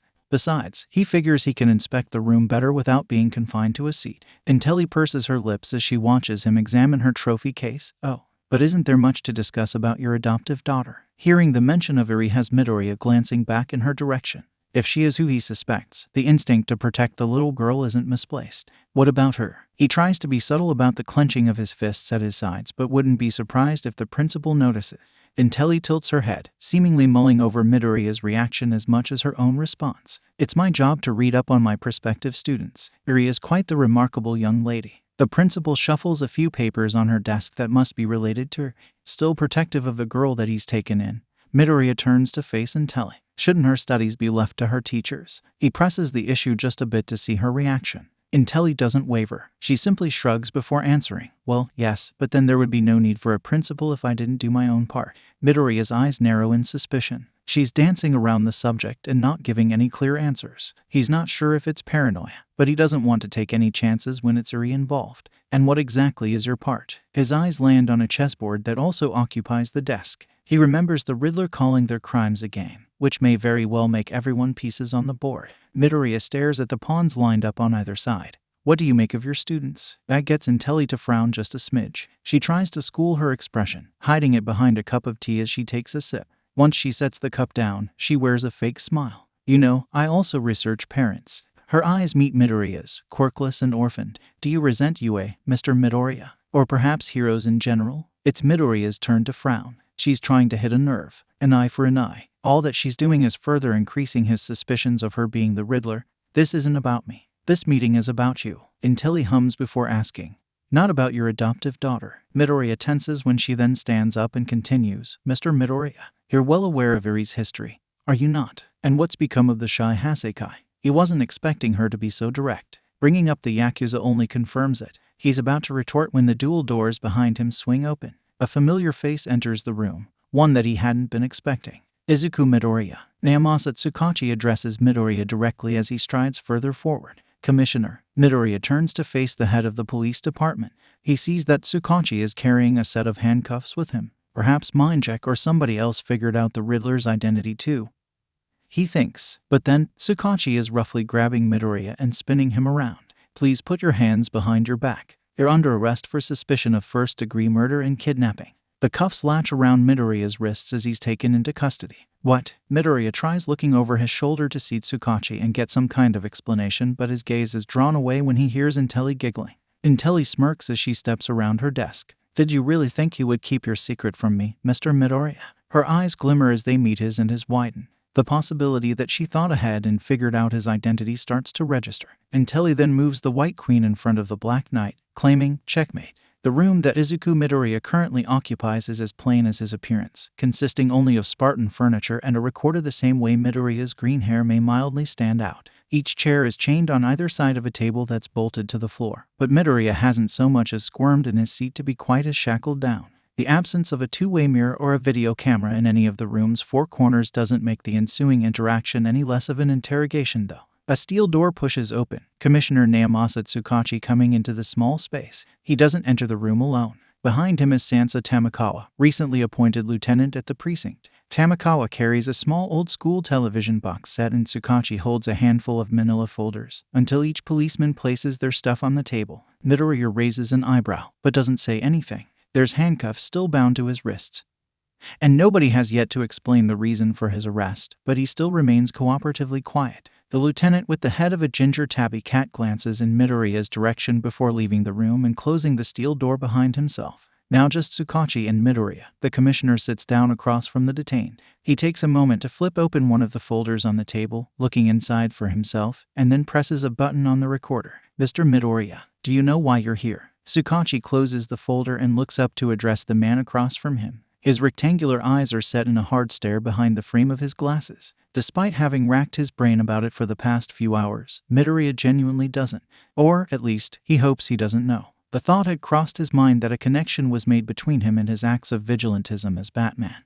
But even so, he and the commissioner are on relatively good relations that he wouldn't expect to be arrested if that were the case. So he shakes his head and answers honestly, no. Could you please explain what's going on, Commissioner? Tsukachi's lie-detecting quirk lets him know that Midoriya is telling the truth, so he obliges. The television that Tamikawa carried in gets turned on so that it can play a tape. In considerably good quality and clear-colored picture, the screen shows what looks like Izuku Midoriya shaking hands with Kanjiro Okuda at the Iceberg Lounge. Formerly Jiren and now known as Penguin, it seems as though he is in the company of a criminal. Already, Midoriya is putting together the puzzle pieces to what he's seeing and why he was taken into custody instead of Intelli. The person he's seeing on the television must be Himiko Toga posing as him. It's quite possible that with the aid of Trigger and her quirk evolution, she no longer needs a person's DNA to match their appearance. Toga had good relations with Penguin during the time of the League of Villains when he was Jiren, so it must have been easy to set up a meeting and frame him as Izuku Midoriya. We haven't been able to get a hold of your flightless feathered friend, but that sure does look like you speaking with him. 𝐬𝐭𝐞𝐲 pauses the video but keeps the television on as he applies more pressure to his accusation. Your reputation as it is doesn't make it all that surprising you'd be hanging out in a nightclub, but you certainly chose the wrong one. The accused waves a cuffed hand in denial. I've never shared company with that man. Not as Izuku Midoriya anyways, he thinks. As a businessman, or anything else for that matter, I will never associate myself with or make dealings with people of that stature. The fabricated footage says otherwise, but Midoriya knows he has a chance of getting his name cleared so long as 𝐬𝐭𝐞𝐲's quirk registers his words as truth. The commissioner does hesitate, but only momentarily. 𝐬𝐭𝐞𝐲 opens the folder in front of him and slides a set of papers across the table for Midoriya to read. That's not what your company's records say. The documents date back to when his father was alive. Midoriya takes them in his hand, peering closer at the details. Asashi Midoriya had worked with some shady people in the past. Not to mention one of the few he hired is still under your employ. 𝐬𝐭𝐞𝐲 studies Midoriya as intently as Midoriya studies the pages that he's holding. Could the apple have not fallen far from the tree? What are, who? Midoriya falters as he reads the name of his caretaker. Hirajiri had been associated with some less than legal characters, and so had his father apparently. The paper trail and the reason for his wealth suddenly starts to make sense. The reason why his father had left for America was to flee the country of Japan and stay out of their legal jurisdiction, not just because of a business opportunity. Witnessing the distraught range of emotions in Midoriya's facial expressions, 𝐬𝐭𝐞𝐲 starts to reconsider his initial judgment. You didn't know, did you? He comes to his own realization as he watches Midoriya slouch in his seat. No, I didn't.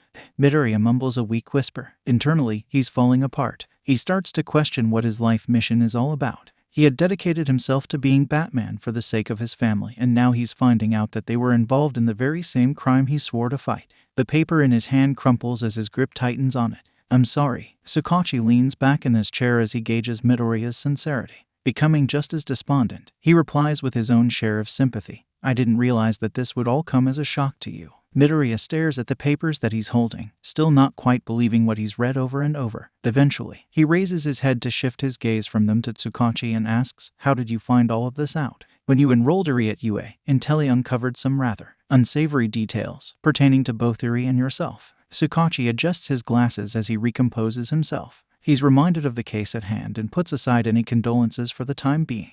Reminded of the pro-hero and principal, he realizes that she truly was only doing her job. He clears her of suspicion, also realizing how suspicious he must have seemed to her as well. She was only looking out for Eri. It starts to make sense to him now that he knows she was the one to gather research on the Yakuza investigation coupled with Eri's adoption. 𝐬𝐭𝐞𝐲 can practically see the gears and cogs spinning in Midoriya's mind over the revelation. After discovering it was actually his own family and guardian who were the bad guys, the commissioner deems it necessary to remind Midoriya that not everyone is corrupted by the system, Mr. Midoriya. Midoriya's eyes focus on 𝐬𝐭𝐞𝐲 as he takes those words in. Swallowing and then smiling the faintest of smiles, he nods. No, not everyone. Midoriya agrees. Realizing that Midoriya is staring at him, 𝐬𝐭𝐞𝐲 clears his throat and breaks the eye contact.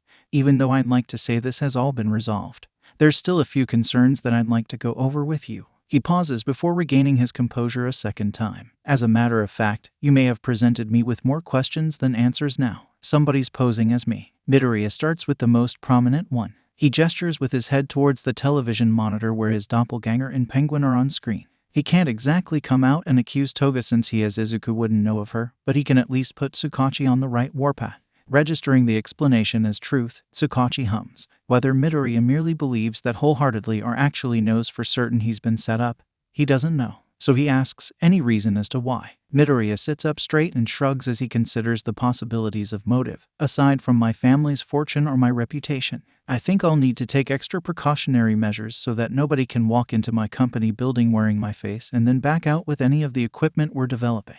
𝐂𝐭𝐚𝐲 nods as he mulls over the countless possibilities. Yes, I guess though a concern, we can consider that pure coincidence with our other revelations. He puts the matter aside since it doesn't correlate or connect with the other issues, and moves on to the next. And what about 𝗂𝐬𝐳? At that one, Midoriya falters. Reminded of the betrayal and secrets, his posture hunches. He practically raised me. Midoriya reflects on what very little of a childhood that he had and how he owes it to his surrogate father. 𝗂𝐬𝐳 had taught him how to shave, how to cook and clean, even how to defend himself and fight. There was never any indication that he would be.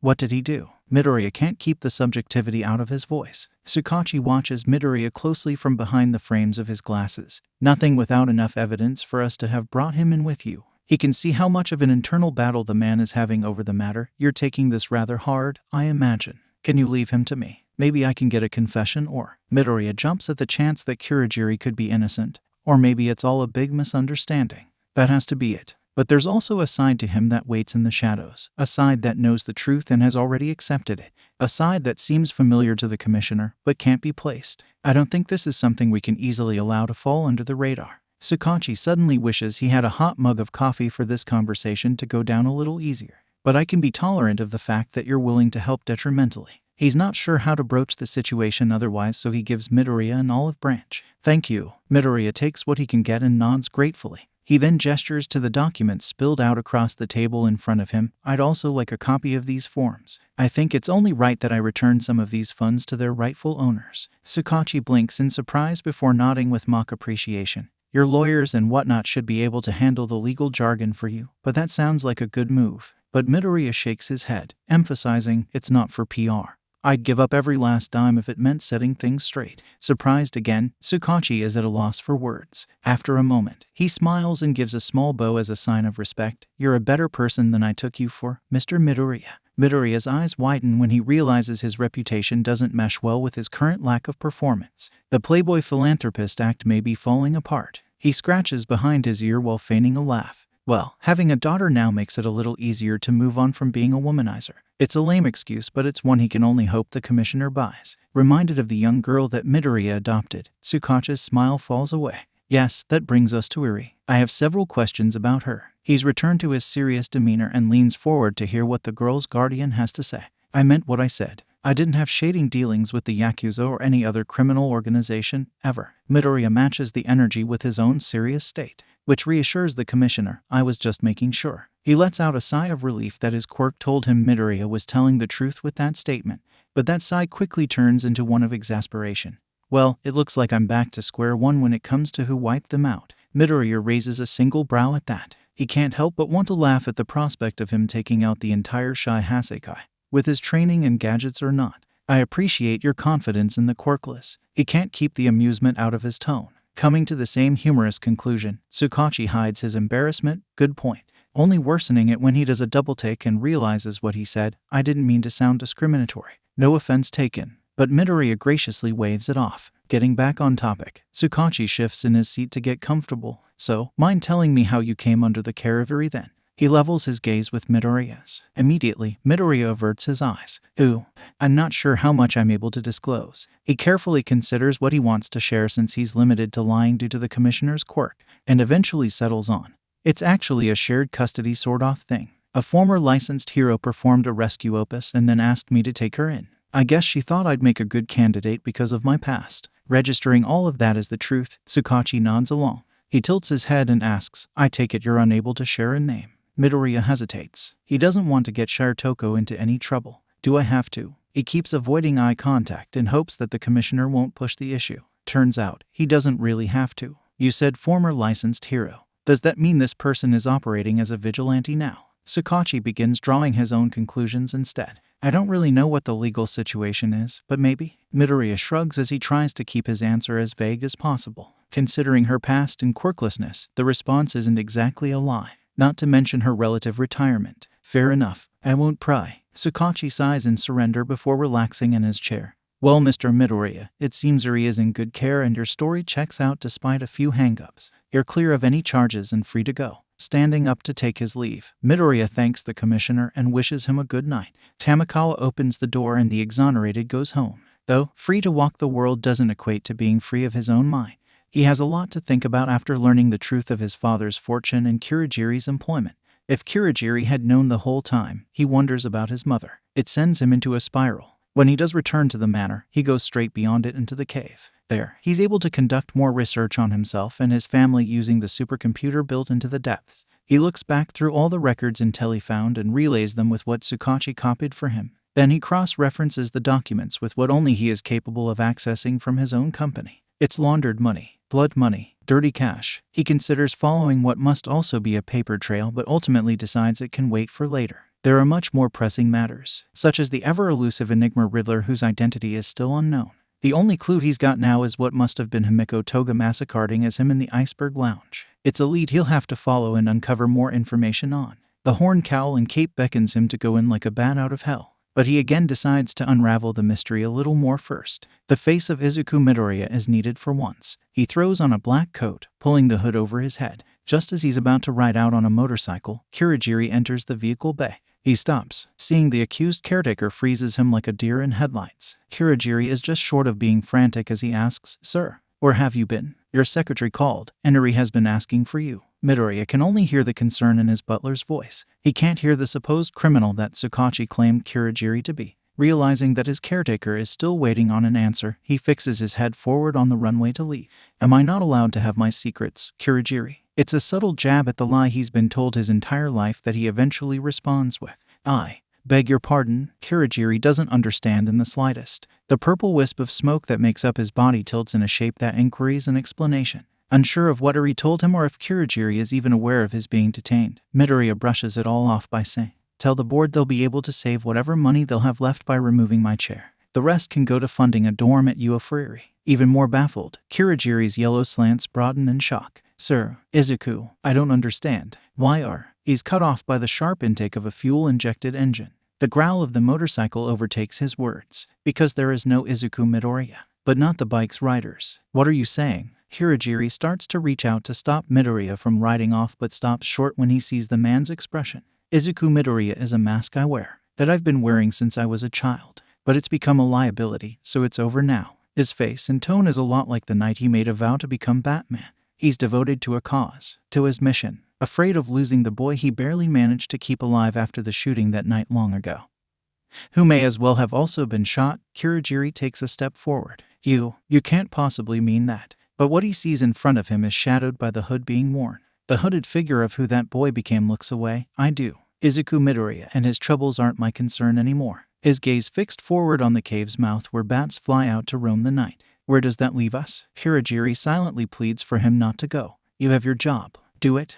But the man that the boy has become is cold and distant. Reminded of the boy's father and his other employer before then, Kurogiri begins to panic. He wanted to keep the boy from growing into something awful such as them. A side that Kurogiri had almost forgotten of himself, perhaps a past life, had intended to help the boy become a hero and not a villain. "No, us, you and me. If there is no Izuku Midoriya, then who did I care for? Who did I raise? Can you answer me that?" He keeps stepping closer and extends his arms for a hug. Before he can wrap his arms around the one he cared for, he's again stopped. "I'm leaving now. Whatever is left of Izuku Midoriya stays up in that manner." By the roar of the engine that leaves the cave, raindrops fall to bequeath a blacktop street. Ripples in the dark giving the surface an unsturdy appearance. Each footfall from the lone hooded figure occupying the stretch of road stays afloat anyways, grounded atop the blackened base. Those same rain droplets seemingly float, gentle to tap the being who strides in the night. In the glow of a burning street lamp, the specks are as invisible as he in the darkness. The living shadow stops at the Iceberg Lounge, only unveiling the hood to reveal himself when he's greeted at the door. Izuku Midoriya stares up at a reptilian man double his size and stature. He recognizes the nomified bouncer as Killer Croc, formerly a guard dog at the docks. He figures Penguin changed 𝐒𝐿𝐴's position after he and Shire Toko brought him down the first time. The grotesque mutation has continued to develop since their last encounter, it seems. The desaturated purple hair he once had has all fallen out, or perhaps been shaved, replaced by a scaly skull. Parietal eyes glower at Midoriya from the greater height as 𝐒𝐿𝐴 sniffs the air. 𝐒𝐿𝐴's gaze fixates on Midoriya as he inhales, pointed teeth shaped into a snarl. "Your scent. It's familiar." Midoriya's own eyes widen as he realizes Killer Croc can recognize his scent. He's unsure of whether or not the nomified attack dog will be capable of putting two and two together that he's Batman. But he instantly adds to the list of his worries that Croc may also smell the fear he's excreting. That's because I was here before. Midoriya acts quickly and decisively, takes a gamble that Toga had crossed Croc's path while masquerading as him, continuing to put up a front with that excuse. He also tries to make their interaction as brief as possible. I'm back for the same reason, to meet with your boss. But Midoriya's words fall on deaf ears. 𝐒𝐭𝐤𝐲 is still sniffing the aroma that only he can identify specifically. Smell, you smell like. His mismatched mind works slowly to place the scent, but it's intent on solving the mystery. Feigning a laugh, Midoriya tries to play it off with a joke next. I thought the rain would help substitute for a shower, but I guess that was a mistake. His nervous chuckle doesn't do much to convince the imposing figure of Killer Croc, but it does distract him momentarily. The interaction is drawn out long enough for another door manager to step in. What's the hold-up here? A man with spiky turquoise hair and a goatee pushes past 𝐒𝐭𝐤𝐲 to have a look for himself. Well, recognizing Izuku Midoriya, his previously disgruntled demeanor shifts to something a little brighter. As I live and breathe, if it isn't Izuku Midoriya. He quickly shifts back to form in order to snap at his much larger associate though. Let him through, dumbass. A low growl comes from Croc, who it's directed at unclear. He does, however, step aside. Midoriya hurries past to get into the club, not wasting the opportunity. Now with the aid of neon lights, Midoriya recognizes the second door guard as 𝐒𝐭𝐫𝐲. In the world of vigilantes prior to his own time, 𝐒𝐫𝐲 had quite a record. Even for somebody involved in the underworld, he can't help but wonder how the man came into Penguin's employ. Don't mind him. He gets cranky if he doesn't eat often. 𝐒𝐫𝐲 flaps his hand over his shoulder to wave off 𝐒𝐭𝐤𝐲's unspoken threat, though Midoriya takes it very seriously, considering Croc has a valid reason to make good on it should he come to identify his scent. Is it really a good idea to have a guy like that guarding the door? Midoriya makes an act of seeming anxious by glancing behind himself every now and then. 𝐒𝐫𝐲 shrugs, shoving his hands into the pockets of his pants. It keeps the riff-raff out at least. He side-eyes Midoriya with a raised brow when adding, "Don't tell me you're a quirkist." Never. Midoriya quickly shoots down the suggestion. In reality, he used to be a quirk fanatic. Growing up quirkless, all I ever wanted was a quirk of my own. That desire had only increased exponentially after his parents died. He wishes he had a quirk to have saved them. Remembering the recent revelation of their criminal records though, maybe it's better off that he didn't. Midoriya surprises himself with that thought, a sharp pang to his heart as he immediately regrets thinking it.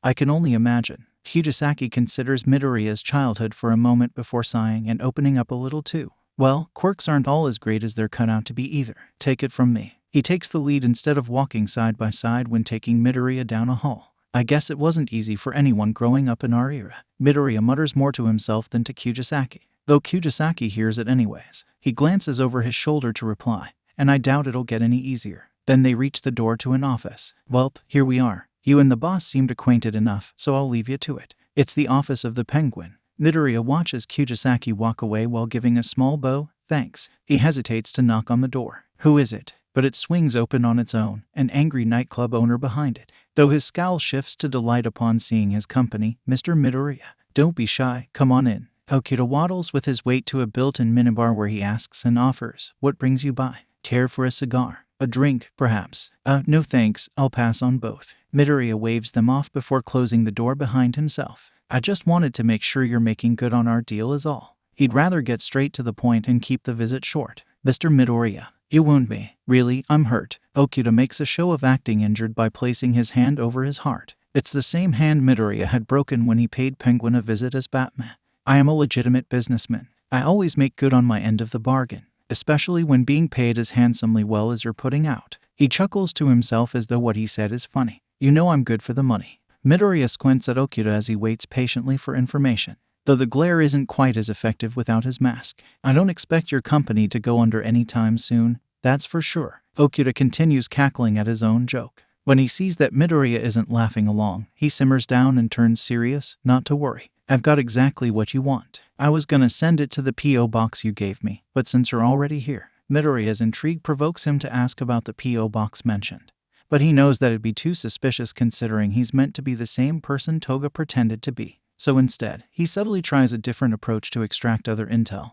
And you've already been paid by my people, right? 𝐒𝐿 nods in affirmation. You have some reliable little workers. Yes, sir. I do believe we have conducted our business together rather well. Just making sure. Midoriya tries to keep any growl out of his voice, but he's finding it increasingly difficult in 𝐒𝐿's company. 𝐒𝐿 withholds a USB he's brandished. That must be what Toga impersonated to gain. Though, there is one wee little hang-up that's bugging me. He uses it as a bargaining chip for whatever it is that he's referring to. Oh, and what's that? Midoriya restrains himself from sounding too surprised. He wasn't expecting there to be a catch or to come so close to acquiring what Toga and her accomplice wanted before they could get their hands on it.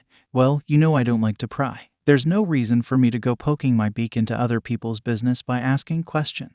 But there's something extra shady about what it is you're coming to me for. Okuda thumbs the USB as he looks it over for himself. His monocle is like a microscope being used to study it. How so? Midoriya takes a step closer as he's further drawn into the deal that his impersonator had with Penguin. Look, I don't mean any ill treatment. I'm just curious as to what a guy like you wants with UA's records. Midoriya involuntarily reacts in shock at that revelation. Already, he's reconnecting threads and ties to Intelli and you, as he considers various probabilities. Could it have to do with that little girl you took under your wing? But Okuda comes to his own conclusion based on Midoriya's reaction.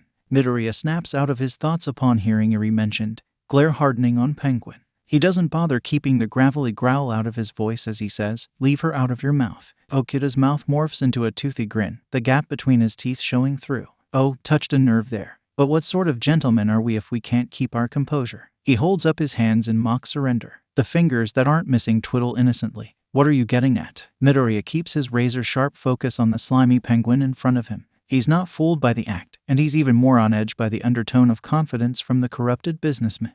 The money you gave me is the Yakuza's. Yeah, I don't need to go making enemies who might consider it still theirs, if you understand where this is going. Okuda begins to elaborate as he works his way towards his computer monitor. There, he's able to show conversions and money transfers through the screen. Seeing that as a form of karma, Midoriya shrugs without care. You took the payment. There's no refunds for dirty transactions. It's not like he's the one who agreed to their terms in the first place, even if Okuda doesn't know that himself. That's what money laundering is for, to get it clean. Okuda snaps indignantly now that he's reached his tipping point.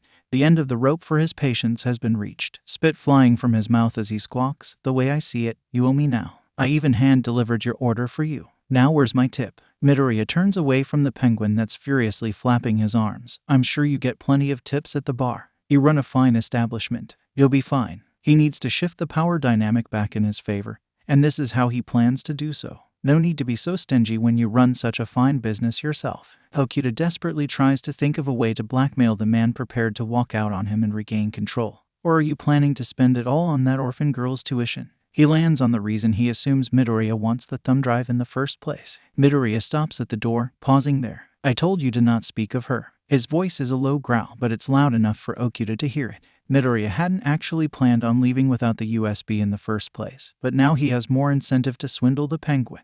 Well, that entirely depends on you. Okuda's smug smile returns now that he thinks he's regained control of the situation. He keeps utilizing what he views as Midoriya's weakness to try and renegotiate the conditions of their unspoken contract.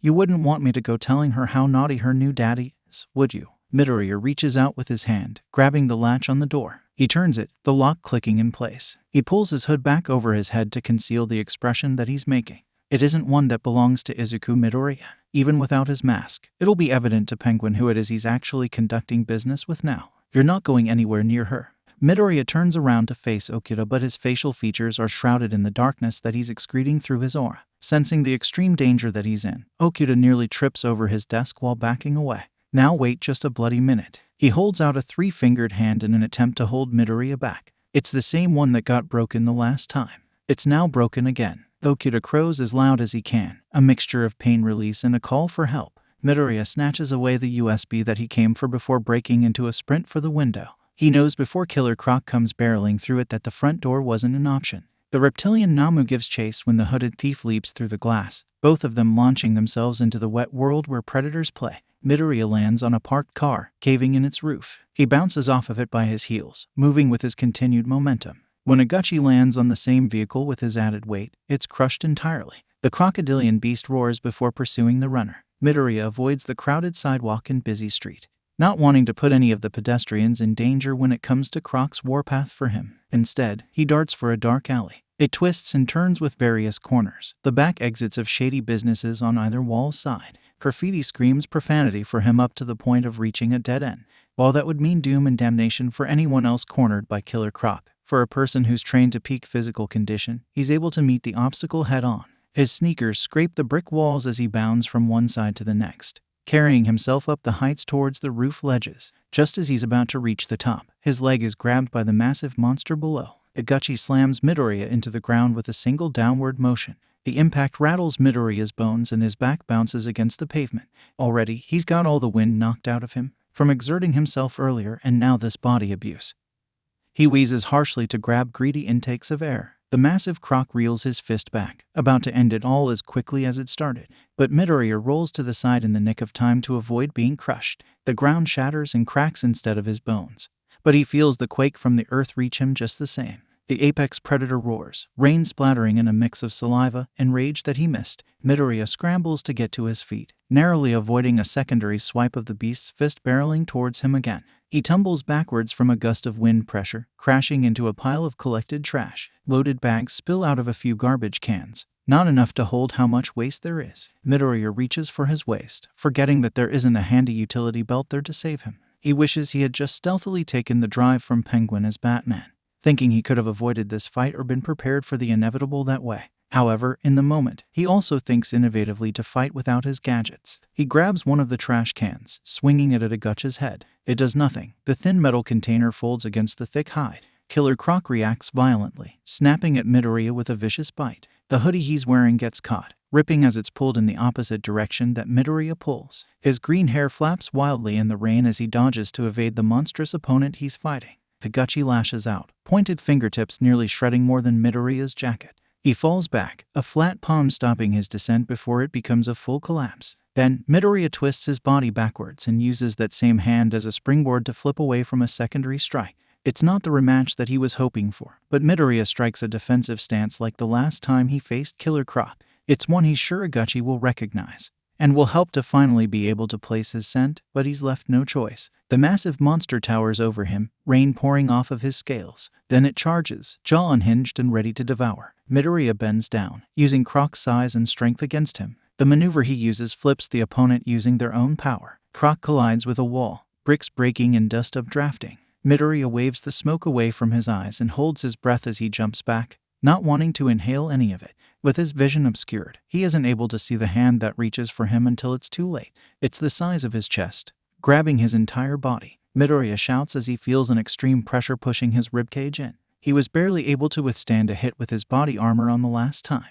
He knows he won't survive without it this time. Midoriya brings a knee up into Killer Croc's chin, not wanting to be another one of his victims. Then, he lands an elbow by swinging it downward atop Croc's head. The benefit of being so up close and personal with 𝐒𝐭𝐲's face is that he's able to get a few good licks in. He aims for the nose first, then the mouth, knocking a few fangs loose. When all else fails, Midoriya goes for the eyes. He jams his thumbs into them, pressing hard. 𝐒𝐭𝐲 bellows with affliction, tossing Midoriya across the alley in favor for his hand to rub at his aching eyes. Midoriya grunts a few times as he tumbles across the floor. The upside, though, is that he got free of Croc's grip. Not wanting to waste the very short time he has before the beast recovers, Midoriya forces himself to get back up. In between the two of them, there's a manhole cover. There's been stories about alligators in the sewers, but he doubts 𝐒𝐭𝐲 would be able to fit in order to follow him. Midoriya takes the chance. He tosses the heavy lid off, in the direction of 𝐒𝐭𝐲. Croc bats it aside, vision recovering already. 𝐒𝐿𝐽 reaches for him again, but he's already jumping into the open hole. Above him, Killer Croc roars with the thunder. Below the city drenched in rain is the flushing of its shit and piss within a storm drain. A drowning bat without its wings can't escape the rush of dirtied water. It's one of those nights, the kind that makes it difficult to fall asleep. Shadows creep like creatures that could also be hiding under the bed or in the closet. Floorboards creak as though they're being stepped on. Noises occupying what should be an empty ambience. The paranoia of a boogeyman keeps Melissa's shield wide awake. She tosses and she turns in bed, not daring to close her eyes now that they've adjusted to the dark enough for her to see. Well, as much as she can see without her glasses on. When Shield hears a thump louder than the other odd noises that her house makes, she reaches for those glasses to better enhance her vision. If she can't go asleep now, then she definitely won't be able to close her eyes unless self-assured that the sound doesn't belong to an actual person or monster. She throws her bed sheets off and climbs out of bed to investigate. Shield is as quiet as a mouse herself, taking light steps outside her bedroom. There, silhouetted by the moonlight gleaming through a window, stands a figure shaped like a person. Shield's heart skips a beat, her mouth opening to scream in alarm.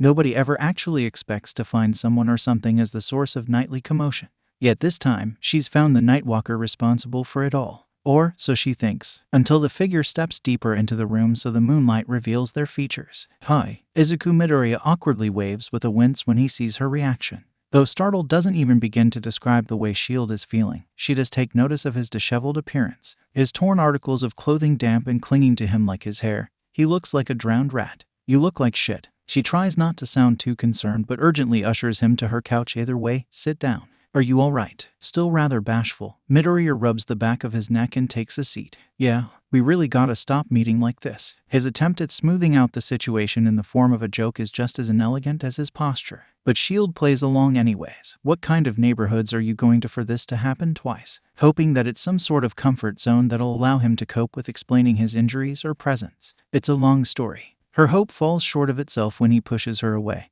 I don't need you to patch me up this time. She gives him a once-over and fails to keep the skepticism out of her voice. I'd beg to differ. Then the smell hits her. She shakes her head to try and clear her sinuses. Are you here for a shower? You smell like shit too. Ignoring the remark, Midoriya digs into his pocket. He then pulls out a USB to present. I'm here for this. A thumb drive. Shield tilts her head curiously before taking the small device from him to see up close. Midoriya nods while requesting, can you take a look at what's on it for me? Still processing the random suddenness of his arrival in her home and what he's asking of her in his current state. All Shield can manage is, sure. She stands up to go and grab her laptop while asking, this couldn't wait until morning. You had to break into my house. Midoriya sinks into her couch as though the questions are heavy-loaded and they're weighing him down.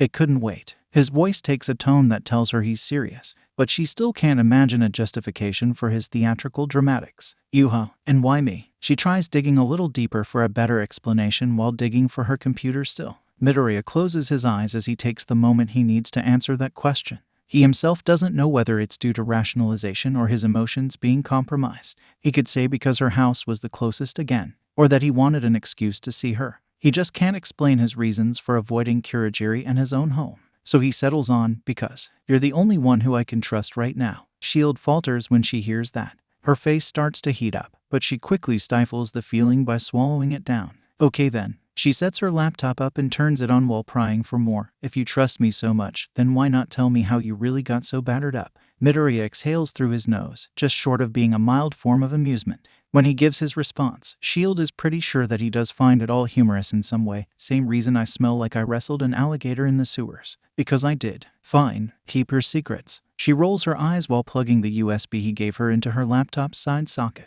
In a matter of seconds, she's given a prompt. It looks like this thumb drive has its fair share of secrets too. It's encrypted. What's the password? Shield sighs as she glances over her shoulder with the expectation of an actual answer to this question at the very least. But Midoriya sits up, looking back at her. Her expression matches his when he asks, it's lock protected? Wait, is this not yours? It's her turn to look and sound confused. If this entire ordeal weren't already strange enough, he's just gone and made it weirder. He waves off the question in favor of asking his own. Are you able to get in or not? I'm not sure. Shield frowns as she returns her attention to the prompt on her screen. When she clicks and reads all that it's giving her, she's even more baffled. There's a riddle for the password hint. Midoriya moves from her couch to looking over her shoulder so he can read it for himself. What perspective can still be seen the same when in reverse or looked at from others? Shield ever so slightly tilts her head as she mulls the riddle over and guesses, at an angle. No, it's more complicated than that. But Midoriya shoots the attempt at an answer down and tries working around the riddle. Can't you just bypass this? Shield shakes her head and crosses her arms, admitting momentary defeat, not without a supercomputer and a lot more time. Midoriya hums as he weighs his options. He does have a supercomputer, but potentially not a whole lot of time. He also wants to avoid running into Kurogiri for as long as he can prolong. He starts to ponder the riddle. He thinks that if the game master is Intelli, she must know about his identity. Perhaps, even if the enigma of an enemy isn't her, they may still know he and Batman are one and the same, which means someone of their stature would tauntingly tease him. Thinking from the perspective of a bat, Midoriya twists the laptop so that it faces upside down. Hey, what are you? He ignores Shield's protests as he looks for any chance that his hunch is correct. Shield stops short, seeing the same clue that he finds. The code that had been running along the surface was flipped using letters instead of ones and zeros. However, that would only be decipherable from this path. Midoriya returns the laptop to its ordinary position and types into the answer key, upside down. However, when he hits the enter button, access is still denied. Shield's face scrunches in disappointment as she says, looks like that wasn't it. Midoriya's eyes return to the letters that flutter along the screen. He watches them carefully, noting that they're the same ones and not the entirety of the American alphabet. Fortunately for him, he knows the English language well enough to put 2 and 2 together. He types in 𝐒𝐵 and hits the enter button a second time. The password gets accepted. When he sees 𝐒𝐲 eyeing him inquisitively, he explains to her how he figured out the solution to the puzzle. You can spell the words upside down and in reverse with other letters of the alphabet. Different perspectives, but still the same. The elaboration has 𝐒𝐲 scoffing in disbelief. Quite the password, she huffs to herself. The small pout is over not solving it herself, Midoriya imagines. Let's see what was so important to keep hidden. But she does do the liberty of handling everything else. Her fingers fly across the keyboard and she opens a command board with all sorts of orders written into it. That's weird. She's more perturbed by that than the riddle. What is it? Midoriya glances between the code and her as he tries to see what she sees. This algorithm looks familiar. It's not the one 𝐸𝐴 itself used. It's more like a breaker than a secured network, but still belongs to that same one. Her explanation isn't as easy for him to comprehend as his was to hers earlier though. A virus. He takes a guess at what she could mean. But guess is wrong, not exactly. 𝐒𝐲 opens a separate window to use her internet browser. This is when the dark web comes in handy. Midoriya raises a brow at that, but refrains from making any sort of comment. Then 𝐒𝐲 says something that has him craning to look at the screen again. Oh my. This is the same network that was used to hack into 𝐸𝐴 long ago, when Gentle Criminal and 𝐒𝐵𝑟𝑎 interrupted an annual festival. His eyes widen as he reads the results that she's gotten from her deep search. What would somebody want with this? 𝐒𝐲 looks back at him in the hopes that he'll have an answer that isn't foreboding. But the least foreboding of reasons Midoriya can muster is, unless it belonged to them originally. And that actually makes sense to him when he considers the possibility. Minami 𝐒𝐵𝑟𝑎 had been the partner of Gentle Criminal. The two were known for their shameless advertisements of the Imperial Tea brand while committing illegal activities on the internet. The teacup he had found at one of the Riddler's hideaways coupled with the Riddler's high-pitched voice leaning towards feminine or younger makes sense with the reuse of her own code. Intelli is no longer his only suspect. Watching Midoriya mutter to himself as he overthinks the need for what's on the USB leaves 𝐒𝐲 wondering more than ever, what have you gotten yourself involved in? Her question snaps him out of his musings. Realizing the potential danger she could get into if she learns more, he shuts her down. Nothing you need to be involved in. Midoriya unplugs the flash drive and starts to head for the window that he snuck in through. Sorry that I came here. I didn't know what was on the device. 𝐒𝐲 stands up to follow and stop him. No, but pauses when her doorbell rings. She and Midoriya freeze like deer in headlights, turning their attention to the door. Midoriya's posture straightens and 𝐒𝐲 realizes just how much he must have slouched for her not to notice his muscles or height until now. Expecting somebody. Even his voice has a much more hardened and focused tone. Nervously, 𝐒𝐲 fidgets with her glasses and admits, not this soon. Meaning, Midoriya shoots her a look. I kinda texted 𝗧𝗵𝗲 a little while after you got here. She shrugs and turns away from him to hide her shame. Why? He's too confused to notice her heading for the door until it's too late. Wait, fortunately, it does happen to just be 𝗧𝗵𝗲 and not some psycho with a gun or killer croc having followed Midoriya's scent. Hey, Muscles. The inventor extraordinaire greets her boss while raising up a big metallic briefcase. I brought your new suit. At the mention of a suit, Midoriya blinks questionably. She told me what your secret project was for her and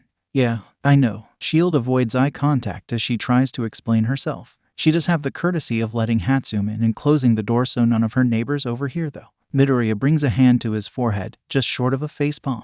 You both knew. He realizes that his secret is out. You didn't think I knew what all those babies were for. 𝗧𝗵𝗲's dreadlocks sway when she tilts her head incredulously. Midoriya takes the briefcase from her to open it and see if he's being misled.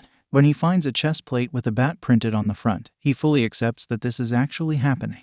I didn't think you cared. He sighs heavily now that he has to deal with the two knowing about his alter ego. What kind of irresponsible mother would I be if that were the case? And 𝗧𝗵𝗲's comments like that aren't helping. Oh God, he really does allow himself to facepalm this time. His hand remains on his face when 𝐒𝐲 chimes back in. So, how about telling me that long story now, Batman? The shadow of a bat illuminated in the sky overlooks Japan the same as the rooftop from which the symbol radiates.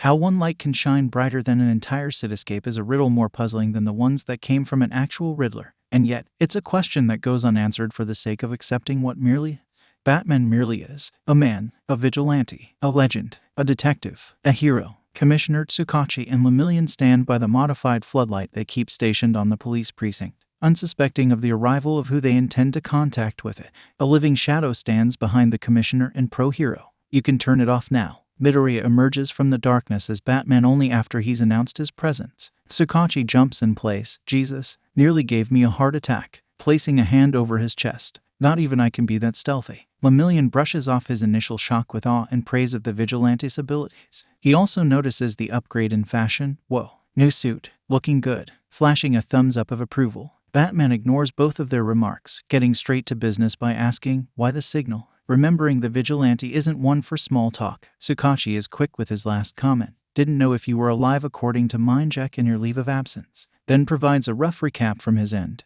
Quite a lot happened lately. We had a lead on Penguin that we were hoping could finally help us nail him to a cross, but it just so happened to fall flat, unless we arrest 𝐒𝐽𝐺 𝗵𝗃𝗧 too. Batman furrows his brows behind his mask at that. He had thought his alter ego had already been cleared, so he says, 𝗵𝗃𝗧 is innocent.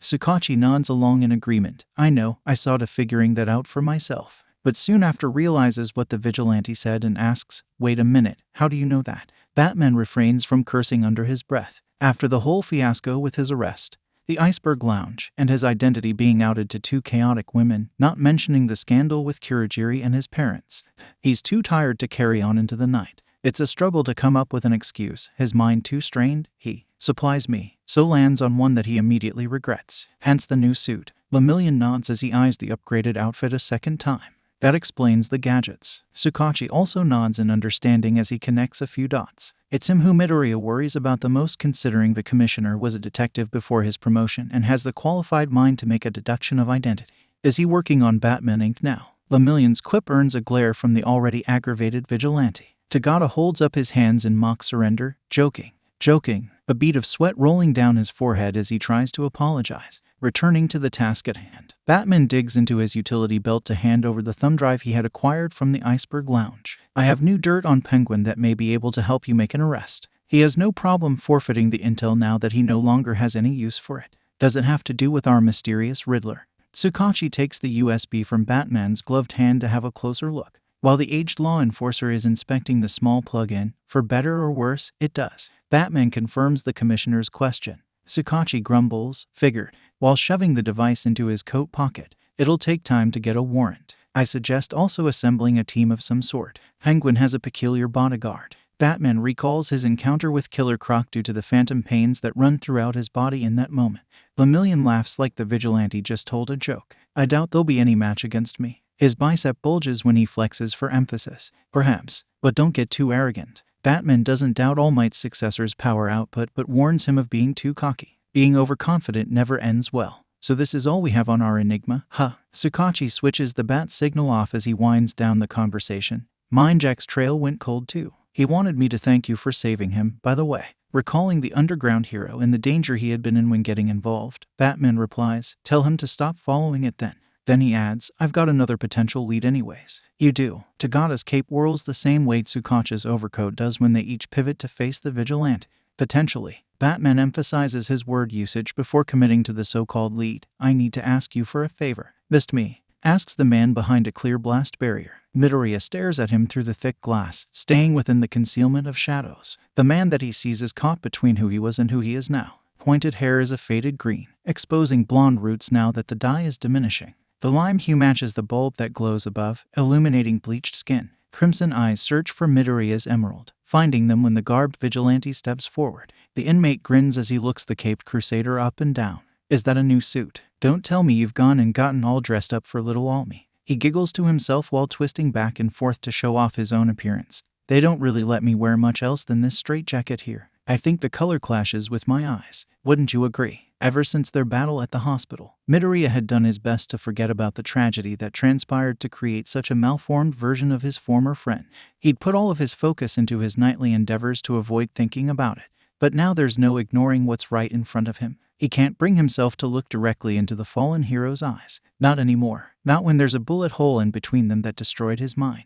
Why are you staring at me like that? Do I have something on my face? In my teeth? The convalescent cranes forward as he tries to goad a response out of the brooding vigilante. When he doesn't receive anything, he finally snaps and shouts, you came to see me, remember. You have a mouth, so fucking speak. The angry outburst is what manages to get through to 𝗵𝗃𝗧𝗏. The furious expression on his former friend's face is much more recognizable than an eerie smile. Batman swallows down his emotions, reining them in with a hoarse whisper, 𝐒𝐭𝐚𝐲 𝐒𝐿, or what's left of him, laughs at that, as persistent as ever with that shit nickname. I never could tell if you were playing a joke on me like I was when calling you Deku. He returns to a nonchalant form of manner by leaning back into his chair. Midoriya sits across from him, occupying his own chair. You're sounding more like yourself again. They've been giving you proper treatment. He continues to search for any remains of his friend through the stained glass, but all he gets in return is another shrill laugh. There's no fixing my brain. Do I really need to get the word damage tattooed on my head for you to understand that?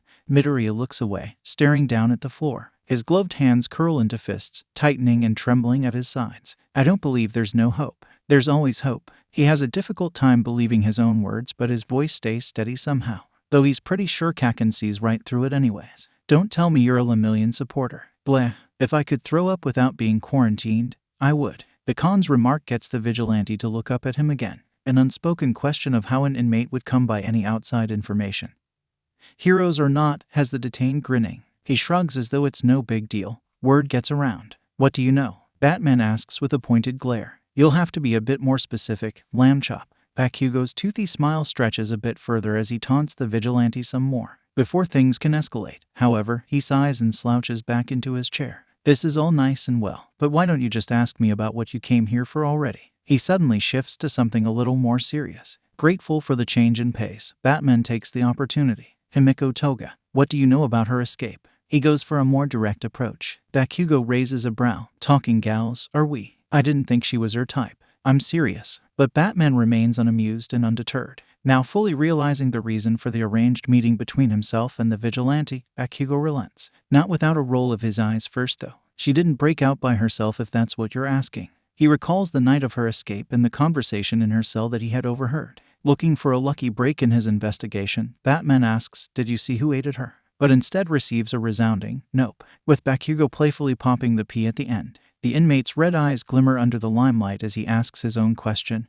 Are they giving you trouble? Batman ignores the question, opting for another one of his own. You went to Ua. What do you remember about the Culture Festival attack? He just hopes that Bakugo's brain damage hasn't destroyed those memories too much. Boy, does that take me back. Bakugo sighs almost rather fondly as he stares upwards in a faint flashback state. When he looks dead ahead again, he bursts the imaginary bubble with a harsh tone. I remember not participating. I didn't give two shits. You weren't there when 𝐒𝐵rava and Gentle Criminal attacked. Batman frowns since he steered himself into another dead end. He doesn't know whether information is being withheld or if he's simply being led on as some sort of gag. But it's beginning to become evident that it's either of the two. You think those two nobodies are who broke Toga out? Bakugo laughs at the implication like he's just been told a hilarious joke. When he's finished with his giggle fit, Kaken shakes his head in disbelief. I thought you were smarter than that, nerd. Chair legs scrape against the floor when Batman abruptly stands up. He turns, his cape twisting with him, before heading for the exit. This is getting me nowhere. He grumbles more to himself than to the remnant of his friend.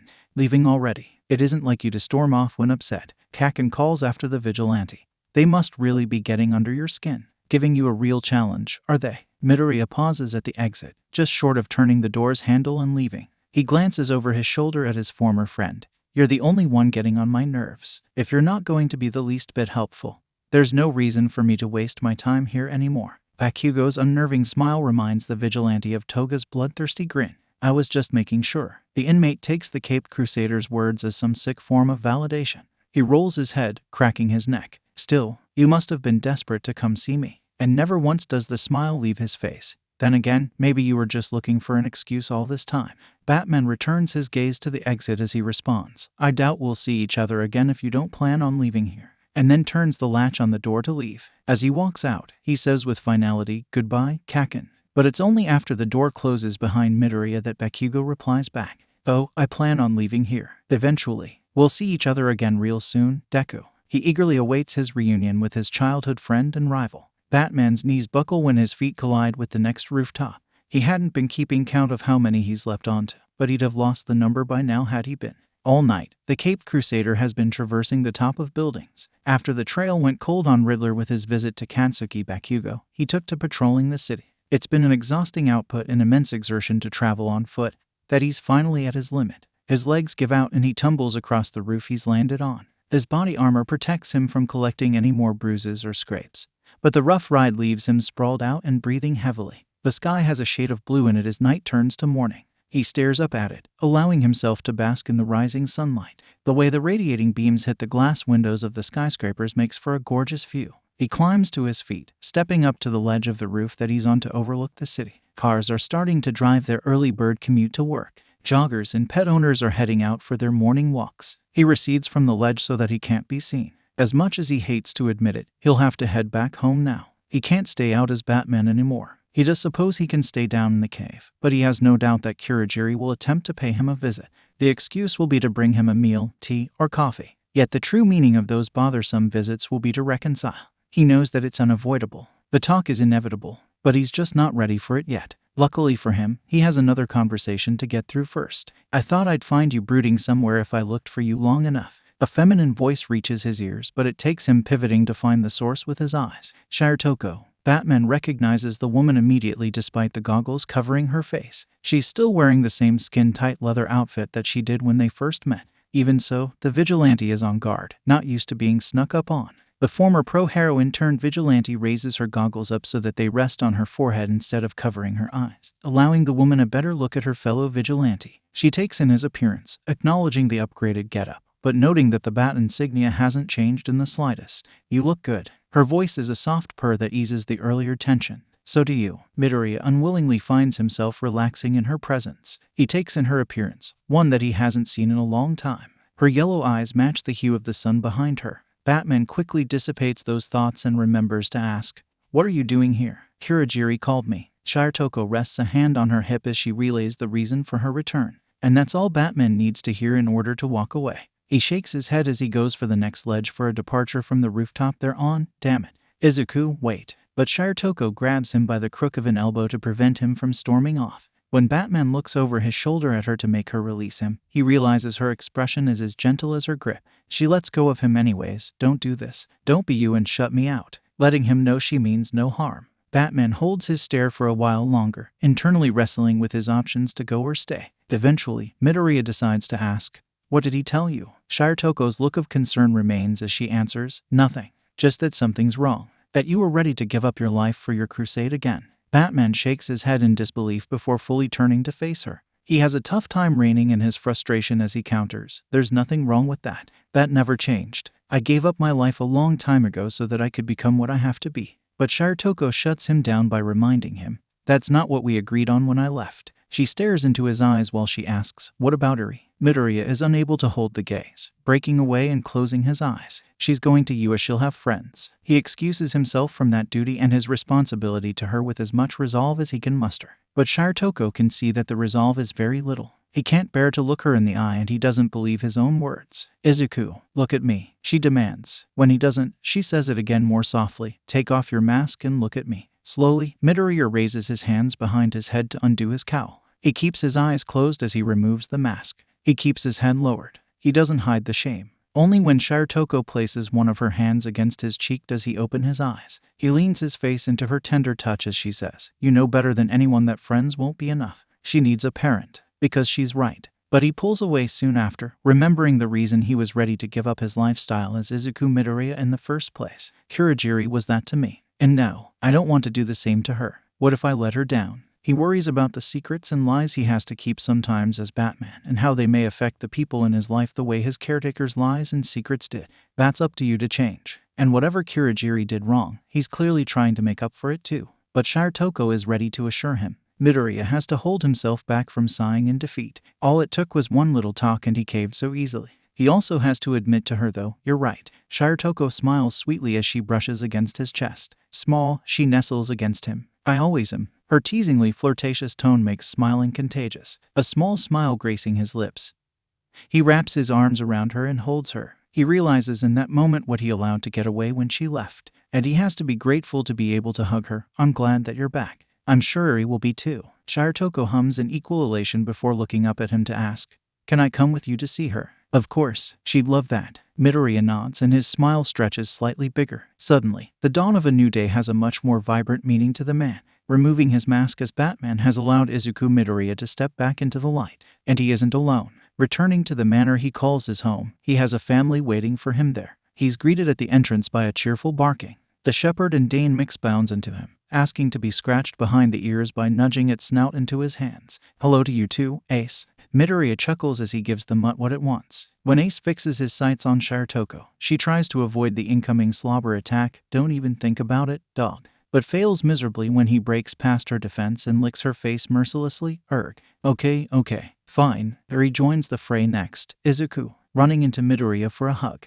Eri, good morning. He returns the hug before crouching down more to her level. Did you sleep well? MMHM. She nods. Then she notices the greenette standing nearby. Tomoko. Hey there. I missed you too. Shirotoko laughs when Eri barrels into her harder than the dog did. Are you back for good now? Eri asks from within Shirotoko's hold. The question catches Shirotoko by surprise. Well, she finds herself looking at Midoriya for help, but he's giving her just as inquisitive an expression as Eri. Time will tell. She's grateful for Kurogiri when he arrives to come to her rescue. He places a hand on Eri's head to steer her away while reminding her, speaking of time, shouldn't you be getting ready for class, young lady? Eri groans in complaint. Ugh, fine. But obeys and goes to grab her school supplies anyways. When she turns, Midoriya notices a fresh wound under an elbow. He stops her before she can run off. Whoa, wait. He recalls the bandages she was wrapped in when he found her and immediately worries about the worst-case scenario. How did this happen? Battle training. It's just a scratch. But Eri waves it off as nothing to be concerned with. She even goes as far to proudly show it off and announce, now we'll match. I don't know how I feel about that. Midoriya feels his face heat up in embarrassment. On one hand, he doesn't want her to be gaining scars for the sake of looking like him. But on the other hand, he can't help but feel a bit of pride for some reason. He's almost ashamed of himself for being a bad influence. Almost. I think it's kinda cute. Shirotoko leans against his shoulder in order to tease him over it. Ace barks as though communicating with her. Midoriya worries that they actually can speak with one another and that she's more than a Catwoman when she says, see. The dog agrees. Midoriya lets out a breath that he didn't realize he had been holding. So this is what it's like to have a kid. Will I ever stop worrying about her? He stands back up as he watches Eri get ready for school. Kurogiri joins him at his other side, also watching the girl he adopted enthusiastically prepare for the day ahead. Not for a single second. I don't think any parent does. Even I occasionally still poke my head into your room when you're sleeping to check if you're still breathing. He speaks with a fondness that really resonates with Midoriya. Despite his guardian's history and his family's ties to crime, he can't help but be touched at his heart. He realizes that Kurogiri truly does care for him, not just as a butler, but as a parent. For him to have ever doubted Kurogiri, he feels foolish. And now, Kurogiri aids him in his crusade. Whether that be a form of retribution or for his sake, Midoriya accepts the penance. He rests a hand on Kurogiri's shoulder and gives it a firm squeeze as he says, that does sound like something a father would do. Red and blue lights illuminate the night. Police cruisers parked outside of the Iceberg Lounge. The radiant ice sculpture bounces the colored hues back, the warm and cold spectrum spinning like a giant disco ball. Plenty of heroes, underground and pro, are ready to attend the party. 𝗵𝗲𝗄 and 𝐿𝗵𝗟 join Commissioner Tsukachi on the front lines, backed by a warrant and several other officers. Others are in attendance as well. Batman and feminine vigilante out of view, ready to enter the club through the back entry. Tonight is the night that they bring down a major villain informant and mobster, the Penguin. Well aware of the task force prepared to end his whole operation, Penguin's first move is to send out his enforcer in an attempt to stall them. Killer Croc, the Namu blended with Trigger Science Project, comes barreling through the front entry's set of double doors. The reptilian behemoth lets loose a guttural roar, fangs bared. Bullets bounce off the hulkish lizard's scales when the cops fire off rounds, forcing one of the heroes to act. 𝐿𝗵𝗟 darts forwards, a small percentage of power giving him the boost needed to close the distance between himself and Killer Croc in record time.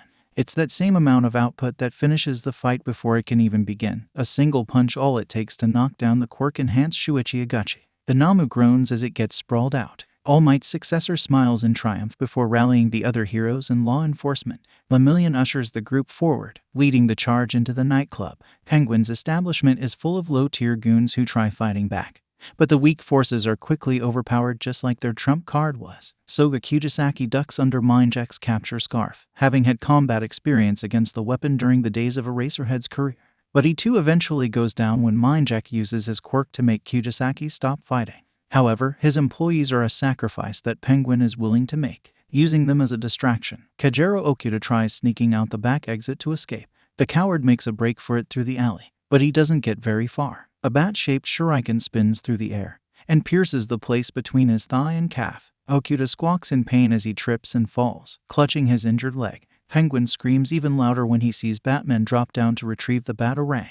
You bloody bastard. Okuda seethes through what teeth still remain in his mouth. Do you have any idea who I am? I'm the man who hired assassins to kill you, and nothing is stopping me from doing it again.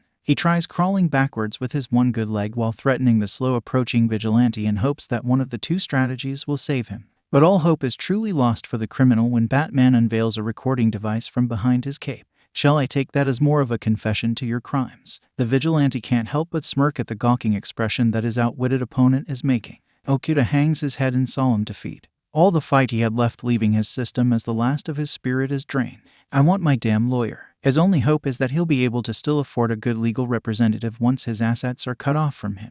Batman pockets his recording device before going for a pair of handcuffs. Once he brandishes them from his utility belt, he crouches down to arrest the Penguin. He figures now is as good a time as any to deliver some type of final heroic line. "Your reign of power is finished, 𝐒𝐭𝐞𝐲." But he either jinxed the arrest or spoke too soon, because he's forced to dodge a knife before he can put the cuffs on Penguin.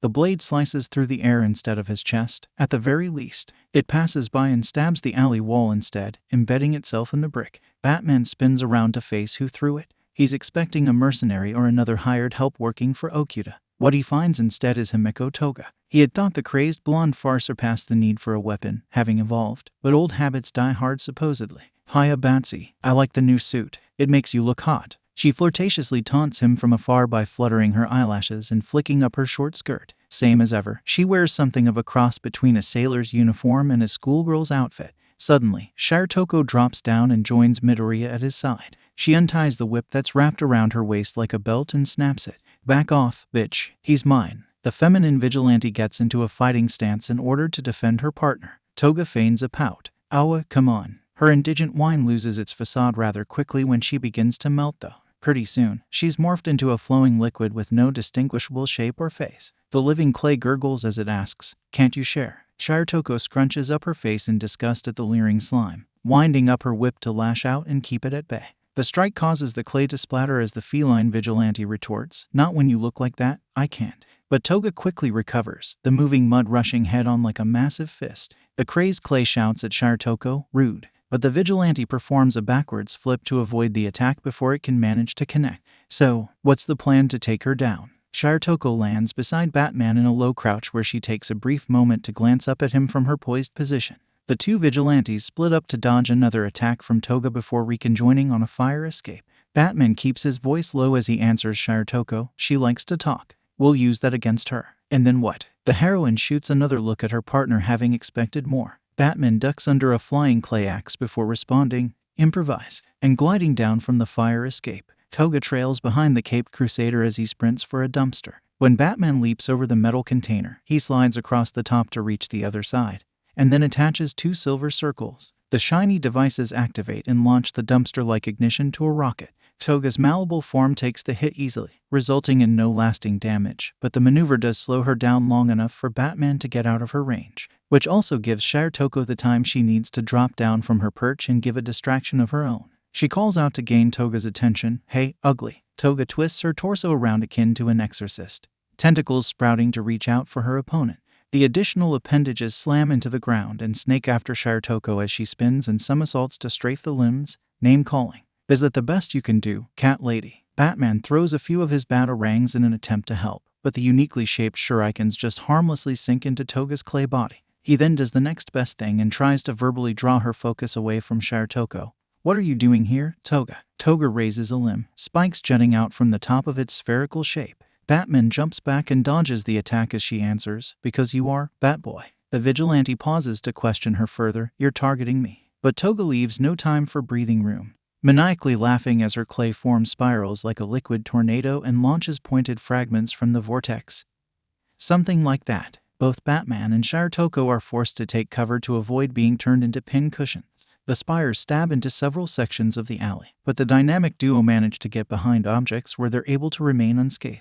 "If you just wanted to get his attention, you should have tried wearing spandex or leather like me." 𝗧𝗏 taunts Toga from her corner cover to keep the dialogue-driven diversion going. But all that accomplishes is another heavy-hitting attack directed towards her. Toga forms a long tail that slings around and destroys a brick wall. The debris forces 𝗧𝗏 to run from her hiding spot and straight into a secondary strike. "I don't need your dating advice, kitty litter." The feline vigilante bounces twice across the alley before spreading like a starfish that's been washed ashore. "Kitty litter." I've got to hand it to her. That was a good one. She groans in pain and breathes heavily from exhaustion as she takes a second to recuperate. taking Toga's focus off of his fallen comrade. Batman throws a handful of exploding capsules that detonate on impact. The clay burns at the corners of connectivity while trying to retain its shape. Hey, that coulda hurt me. But Batman is too busy checking on 𝗧𝗪𝗀𝐻𝑜's well-being to notice. Are you okay? Been better. 𝗧𝗪𝗀𝐻𝑜 rotates her shoulder to work out the pain but nods nonetheless. Batman reaches into a compartment of his utility belt, take these, and places whatever he pulls out into his fellow vigilante's hand. 𝗧𝗪𝗀𝗀𝐻𝑜 uncurls her fingers to see what he placed in her palm, surprised to see tiny blue pellets. What are they? Pain pills, vitamins, liquid nitrogen capsules. Batman helps her stand while explaining the plan. The pods may be able to freeze her movements long enough for us to take her down. And she nods in agreement that the strategy can potentially work. Not a bad idea. Okay, let's do it. The two separate to cover opposite sides of Toga, making the femme fatale choose who to target. The crazed clay goes for 𝗧𝗪𝗀𝗀𝐻𝑜 first, assuming she's still weakened. But the feline vigilante is quick on her feet, springing from the floor to a ledge and then over Toga. Splitting up already. I thought you two were cute together. Toga gurgles from her melted mouth as she tries to keep track of the dynamic duo's separation. They reconvene almost in that same instance, each throwing their freezing pellets at the villainess. Chill out, girl. Nobody said anything about us breaking up. 𝗧𝗪𝗀𝗀𝐻𝑜 quips as the clay begins to harden from the quick frosting residue. Seriously? A nice pun. Batman looks at 𝗧𝗪𝗀𝗀𝐻𝑜 slightly disapprovingly. But the feline vigilante isn't too apologetic, shrugging off the criticism. I thought it was funny. She doesn't consider Batman the expert on humor anyways. I did so too, especially when others find the joke funny. Such as the symbol of hope himself, 𝐒𝐵. The #1 hero arrives in a flourish of his red cape, shattering the ice statue of Toga's clay form. He grins over having arrived in the nick of time, but stops when he notices 𝗧𝗪𝗀𝗀𝐻𝑜. Wait, are you Batman's girlfriend? Before he can get an answer, Toga interrupts by reconnecting her separated fragments. What does that make me then? Is whore. She speaks with a venomous tone that gets everyone's guard back up. Batman steps forward, drawing a batarang. Save your questions for later. Toga is still active. Batman, look, but he gets stopped by 𝗧𝗪𝗀𝗀𝐻𝑜 grabbing his throwing arm. The vigilante listens, turning his attention upwards to see what it is that she's spotted. Watching from a distant rooftop, there's a small silhouette. Batman notices the shadow is around the height and size of 𝐒𝐵 as he had suspected. That must be our Riddler. 𝐒𝐵 comes to the same conclusion of who the spectator may very well be when he notices the distant silhouette too. Go. 𝗧𝗪𝗀𝗀𝐻𝑜 urges Batman to pursue the other villain while she and 𝐒𝐵 deal with Toga. We've got this. Take the rest of the nitrogen pods. But Batman takes a moment to spare the remainder of his icing pellet supply first, as well as pauses to fire a taser into Toga, the voltage disrupting the clay's composition. This may also help. He hands off the tool to 𝗧𝗪𝗀𝗀𝐻𝑜 once he's finished using it. 𝗧𝗪𝗀𝗀𝐻𝑜 accepts the equipment gratefully before giving him a gentle nudge to leave. Electricity and cold are her weakness.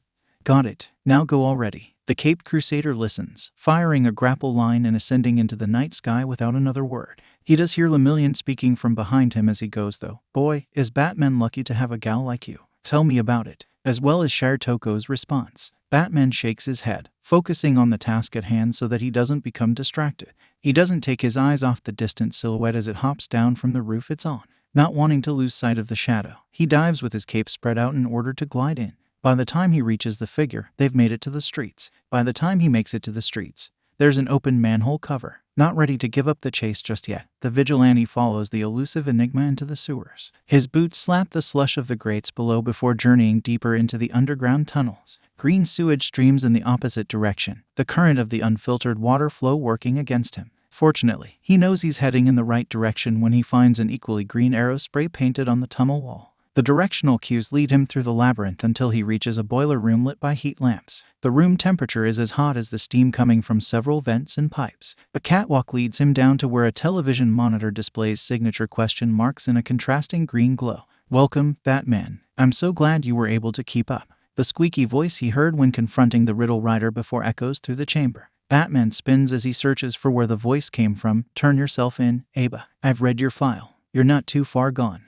You're not like Toga. A moment of silence passes where the vigilante thinks 𝐒𝐵 actually will turn herself in. You think I'm 𝐒𝐵. That's an interesting theory. But he's instead still left with no name or face to the disembodied voice. Sorry to burst your bubble, but you'll have to guess again. Batman's eyes narrow as he searches for the elusive enigma. Then tell me. Who are you? First, answer my question. The voice comes from the television's internal speakers this time. What determines the gender of an alligator or a turtle? The TV screen switches from its question-themed screensaver to a split-screen image of Killer Croc and Melissa Shield.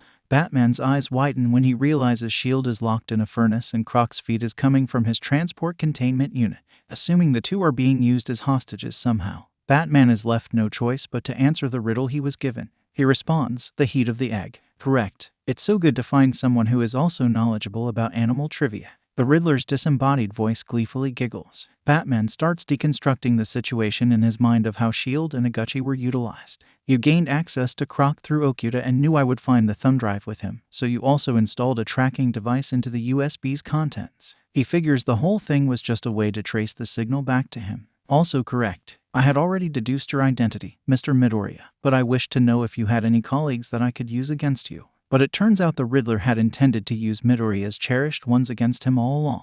What's your sick game this time? Midoriya grits his teeth as he tries to keep his composure. Not only is S.H.I.E.L.D.'s life at risk because he had gotten her involved by asking her to decrypt the USB, but the Riddler deduced his identity. The Riddler replies, a simple one, really, then starts to explain the purpose of the hostages. The higher the heat rises in the furnace, the lower the calibration in Mr. 𝐒𝐽𝐻's bomb transplant. However, the higher the heat in the furnace also means the more likely Miss S.H.I.E.L.D. is to burn to her death. The television screen provides a helpful visual display of a device planted in 𝐒𝐽𝐻 through surgery that connects to the temperature of the furnace S.H.I.E.L.D. is in. If the heat drops in the furnace, Batman looks around the boiler room until he spots what must be the same furnace that S.H.I.E.L.D. is being kept in. I'm afraid Mr. 𝐒𝐽𝐻 will be the one to burst into flames in such a turnout. The Riddler giggles as they share the alternative. Batman racks his brain for a solution to cheat the system. In the meanwhile, he tries to stall for time by stating the obvious, you're making me choose. Yes, I want to push you to your limits and break your mind. What will your code allow you to do and what won't it? Where do you draw the line? The Riddler maintains their same enthused tone as they excitedly elaborate their intentions. Batman reaches for his belt compartment, but remembers that the nitrogen capsules were all used already. Heroes are forced to make sacrifices in the line of duty all the time. He tries to keep his frustration out of his tone as he checks his other belt pouches. But not you, Mr. Midoriya. The Riddler quiets down as though they're getting serious. I've been following your vigilante exploits for a while now. I must say, I'm a fan of your tragic orphan past and motivation. And it's then that Batman realizes how serious they are. How dire this situation truly is. Don't do this. He basically begs his enemy to not take it this far. Without his taser, he can't short-circuit the system either. The boiler room is too far underground for any disrupting device to work. The trap is foolproof. The Riddler has thought of everything. I'm afraid I couldn't stop it even if I wanted to by now. The temperature gauge is automatic and the bomb is disarmable, and the Riddler is merciless. Realizing that he has to choose, Batman begins weighing his options. S.H.I.E.L.D. is an innocent civilian as opposed to 𝐒𝐽𝐻's criminal record. He also ponders the moral dilemma of whether or not 𝐒𝐽𝐻 is even human anymore after receiving a 𝗂𝗵𝐻 treatment.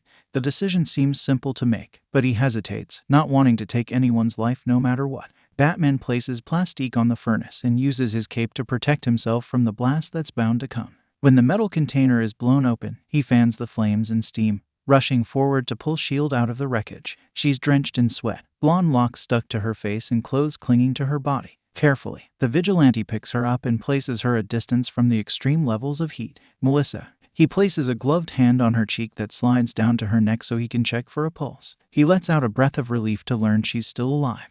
Though she's in poor shape, that was the choice that I was expecting. The Riddler reminds Batman to check the television screen so he can see the consequences of his decision. Croc's heart monitor triggered the explosive attachment, killing him. Batman's body trembles with rage as he makes the promise, I'll break every bone in your body. The Riddler sounds more amused than concerned by the threat. I wonder if you actually will. Let's find out, shall we? Even going as far to remotely open a door in the lower sector of the boiler room. Batman makes sure to set S.H.I.E.L.D. safely on the catwalk higher out of reach before willingly walking into the next trap. He also leaves behind supplies for her such as a medkit to use when she wakes up. Only after ensuring she'll be alright to be left alone does he journey onward. The caped crusader runs down a long corridor, intent on catching his opponent tonight. The stretch of hallways takes him into an abandoned subway station next. Old train cars are on the tracks and cobwebs litter the place. The tunnels there lead him to another sewer system. The underground maze runs through the entire city, taking him from one end to the other. He eventually climbs out of a sewer grate and realizes he's been led to you. For a moment, he thinks he's been set up. However, no alarms or security detect his presence. Whoever the Riddler is does indeed have access to the school's facilities. For a moment, he reconsiders the plausibility of 𝐸𝐿𝐼 as a suspect, but that theory gets disregarded when he comes across hired henchmen. He doubts until he would have bothered with getting goons. The thugs go down easy, likely acquired in the slums. They're pawns to a game maker such as the Riddler, or rather, to let the vigilante know he's still on the right path. The trail takes him to the principal's office. It's there and then that he figures out who the culprit is. The connections and ties to you are the intellect, the insight required to pull all of this off, the means of having the resources to do so, the voice, the size and stature. It all adds up. The former principal of 𝐒𝐩𝐢𝐳 sits at the desk with his paws folded. Batman tosses one of the goons he's beaten so that they land at the center of the office. Sorry to get blood on your carpet. The Dark Knight stands in the doorway across from the white animal. I quite like that carpet. 𝐒𝐻𝐳 frowns while glancing over his desk at the unconscious thug and the blood that's sure to stain. Batman stomps forward as the animal hybrid carries on. I've always liked this entire office. When the vigilante reaches 𝐒𝐻𝐳, he grabs the rodent by his lime waistcoat and hoists him up face to face. I like it so much that from the moment you entered, this office has been pumped with an odorless nerve gas. Batman pauses, evaluating the creature's words. He hopes to call a bluff. You wouldn't risk it affecting you as well. It's effective, I assure you, but that hope is snuffed out just like his vision. Only to humans though. Batman falls over, joining the goon on the floor, also rendered unconscious. There's a bat. Always there's a bat. Watching, waiting to take flight after and only after. It's hanging upside down from a street post, wings furrowed and enclosing all the heat from the light bulb for itself. Down below, its shadow shrouds the silver glint of the gun that goes off in the illumination. When two cold bodies hit the pavement, the boy that remains alive also turns cold from having his world turned upside down from that point onward, and the bat turns upright and flies away from its warm perch. Izuku Midoriya slowly stirs from his unconscious state to consciousness, hanging upside down, his mind in a fog, whether from the blood flow rushing to his head or after effects of the nerve gas that infiltrated his system. He can't think straight and evaluate his predicament just yet. All he can focus on is the usual nightmare and the chafing around his ankles. He never remembers that haunting night the same way, but he never forgets it either. Chains grind against his skin and rip his flesh by the feet, keeping him mounted to the ceiling. There's heavy chains around his wrists too, that keep his arms hanging with his body. If he tries to lift his hands, he realizes just how much effort it takes when it comes to the weight. He opens his mouth, but can't even manage to make a grunt or a groan. His throat is dry, parched. He realizes why when a certain scent fills his nostrils. Damp towels are pressed against his chest and back, relieving him of his armor. They are soaked in vinegar. He twists and turns his body, making them peel and fall off of his torso so that he can breathe better. It's hot. He realizes that he must be in another boiler room. Perhaps the one under 𝐒𝐲𝐳. He tries turning his head to check his surroundings and confirm his suspicions, but finds it extremely difficult to try with his movements hinder. His body aches too. Open wounds and old sores cover his body. He realizes none of the lacerations are new. The scars he's gained over the years were reopened. The towels that had been on him are tinged red,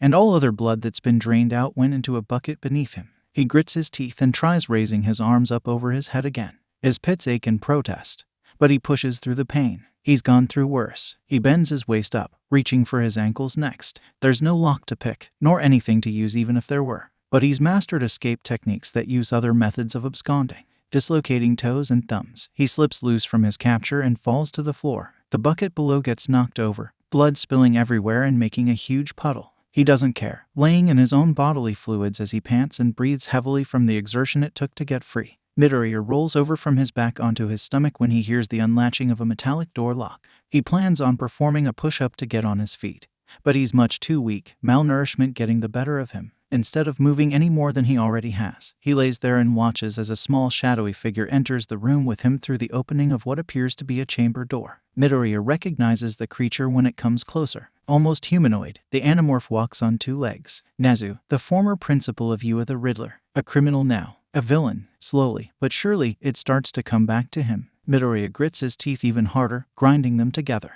𝐒𝐻𝐳 relishes in his captive's rage, impish and grinning. He rolls up a sleeve to check a watch on his wrist before saying, 13 minutes to come to and escape that time. I do believe I'm starting to wear you down, Mr. Midoriya. At that, Midoriya falters. Something must show on his face, because even 𝐒𝐻𝐳 appears surprised, though the human and animal hybrid recovers quickly.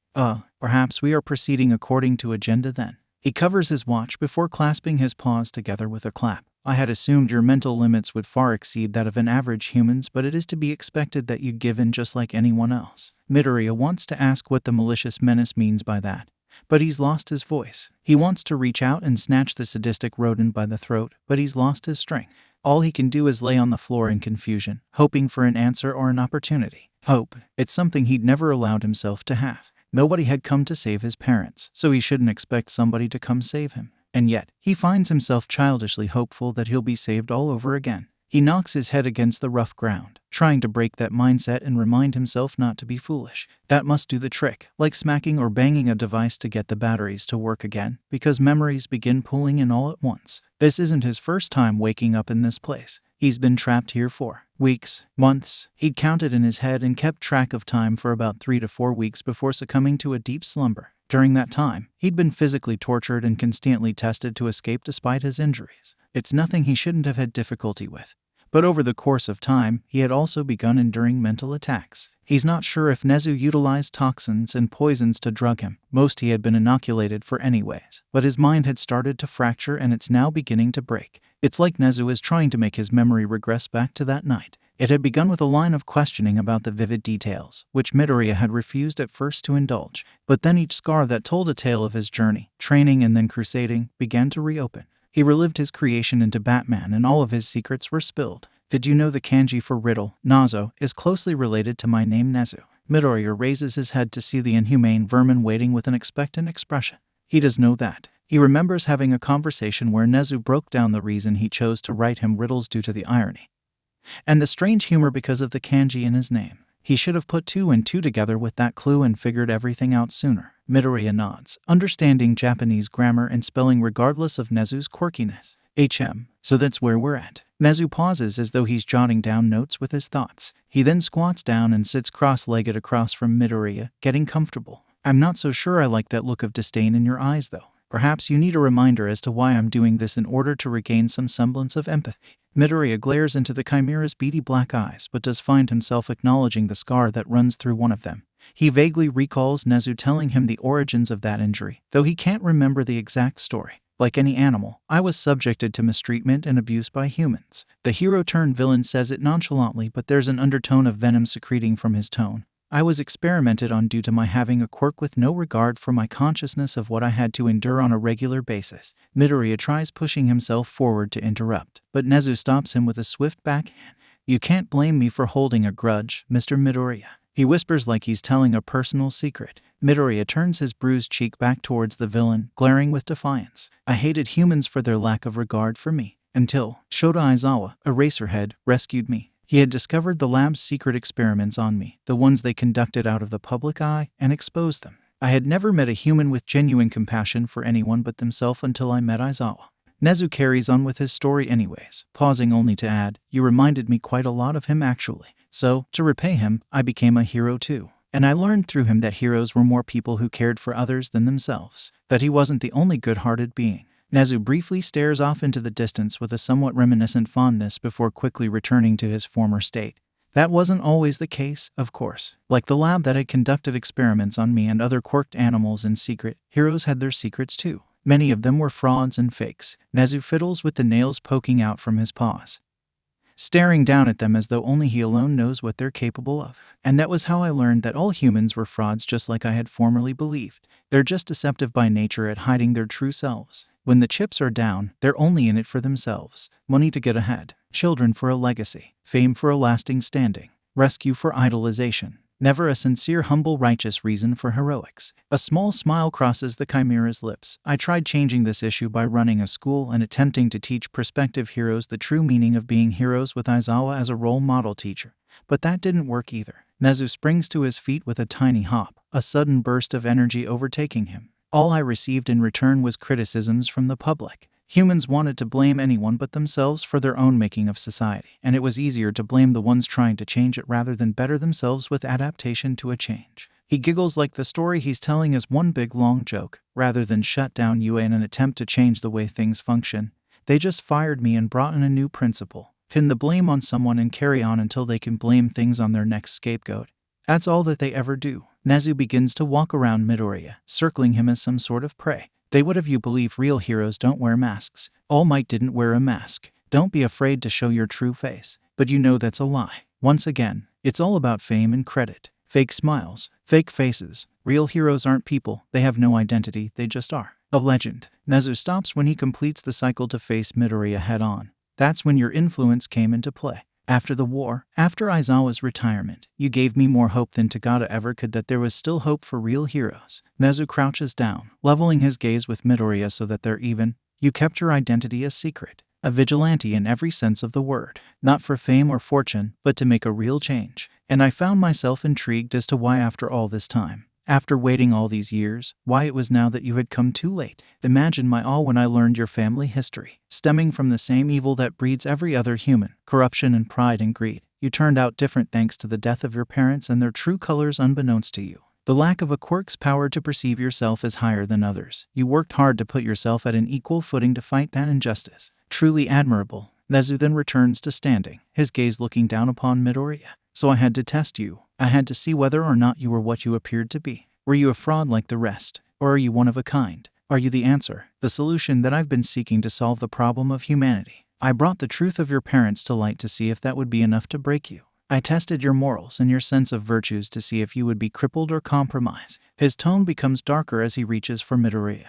You remained intact, and so I now must see why that is. And Izuku Midoriya is greeted by a black abyss once again. Suddenly, he's cradled up on a couch. There's a scent of hot cocoa and the warmth of a fireplace. The fire burns brighter than any street lamp, warding off the shadows that seep in through the night. A window tinged blue and white with frost, a blizzard outside, a contrast of pale moonlight. Midoriya feels safe here. No longer a prayer for home, he is home. And he's not alone. Someone is there with him on the couch, running their fingers through his hair. He turns and raises his head to see a woman with long green hair like his own. Mother. Midoriya groggily awakens in a hospital bed. The green-haired woman he had seen in his dreams is still there though, through his blurry vision. When his eyes focus and adjust, he sees that the woman is Tomoko Shirotoko. Shirotoko sits by his bedside, a mixture of various emotions on her face. She stands up and shouts, he's awake. For all the years Kurogiri had been Izuku Midoriya's guardian and caretaker, not once had he truly seen the sorrow and despair leave the orphan's eyes. Vibrant radiance as bright as green grass, full of life and just as soft, were darkened in the shadows and transformed into hardened malachite. Any smile below his eyeline never quite reached his gaze. The scars, mentally and physically ingrained into the boy as he grew older into a man, were mirrored in the reflection of his sclera where blood vessels stemmed in red lines. Not even when Midoriya had met Shield, Shirotoko, or any other potential woman love interest did that dead stare change. Not even when a new family had been built to replace the one he had lost. A pet dog, Ace the stray hound, Uri an adopted daughter. It was never enough to revive the life that had been lost that night in the alley along with his parents. But now, the eyes Kurogiri stare into, they are not the same he had gotten accustomed to seeing. Izuku Midoriya lives again. He's covered in gauze, wrapped head to toe in bandages as always. Monitors, a feeding tube and drip. He's connected to all sorts of medical equipment.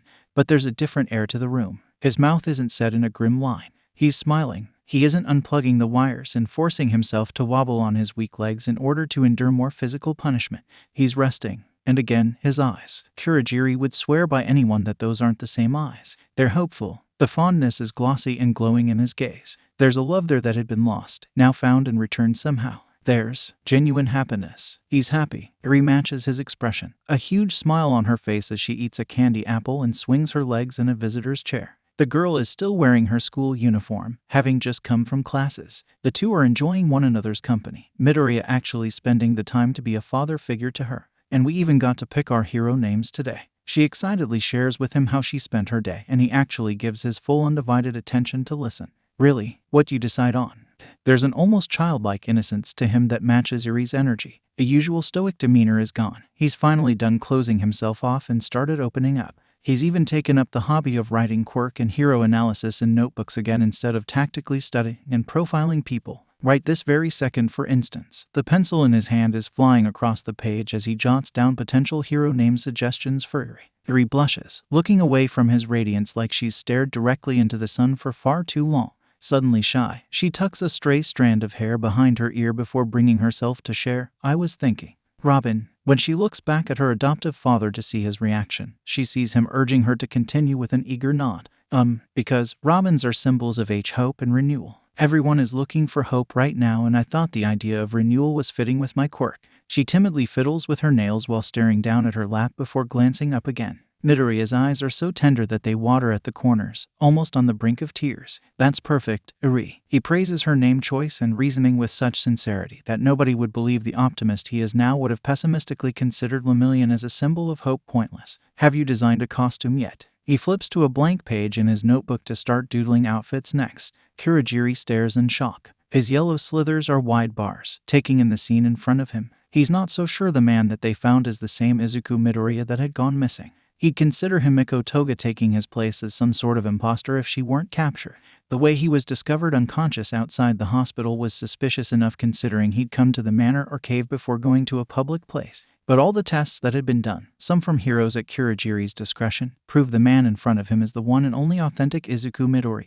It's when Eri says, "I was thinking something a bit more colorful than yours." And Midoriya responds, "What do you mean?" Kurogiri suddenly understands why the man he raised is acting so differently. "You don't remember." He utters his realization under his breath. Midoriya has completely forgotten that he's Batman, perhaps even the purpose of his crusade altogether. "Well, I'd want a cape like you have though." Eri obliviously continues to talk as though he does still have some awareness of his alter ego. She doesn't realize nor know it herself yet what's happened to him. "I don't really get what you mean, but sure, capes are cool. You know, All Might's Silver Age costume had a cape." Midoriya scratches his head like he's tending to a nervous itch before returning to doodling in his notebook. "I was thinking more along the lines of practicality. How should it accommodate to your quirk?" Suddenly, Eri's energy depletes, along with her smile. "Oh." Her shoulders droop with the curve of her lips as she mumbles, "I didn't really think about that." Eri's quirk is still a sensitive issue to be worked on, considering Midoriya's memory is faulty though. Kurogiri intervenes to salvage the situation. Miss Eri has been receiving counseling from her homeroom teacher, and that luckily rekindles Eri's enthusiasm. "Yeah, it really helps. Mr. Todoroki says he had trouble deciding whether or not to use his quirk too, so he told me to try flipping a yen coin anytime I have trouble." Midoriya's eyes widen at that. The number 2 hero. He would have already known about the hero's employ had his memory not been toyed with. "Wow, that's amazing, Eri." Becoming disturbed by the way Midoriya is acting and the reason why, Kurogiri hopes to cut things short and speak with a doctor. "I believe that's enough for today." He places a hand on Eri's shoulder but speaks directly to Midoriya.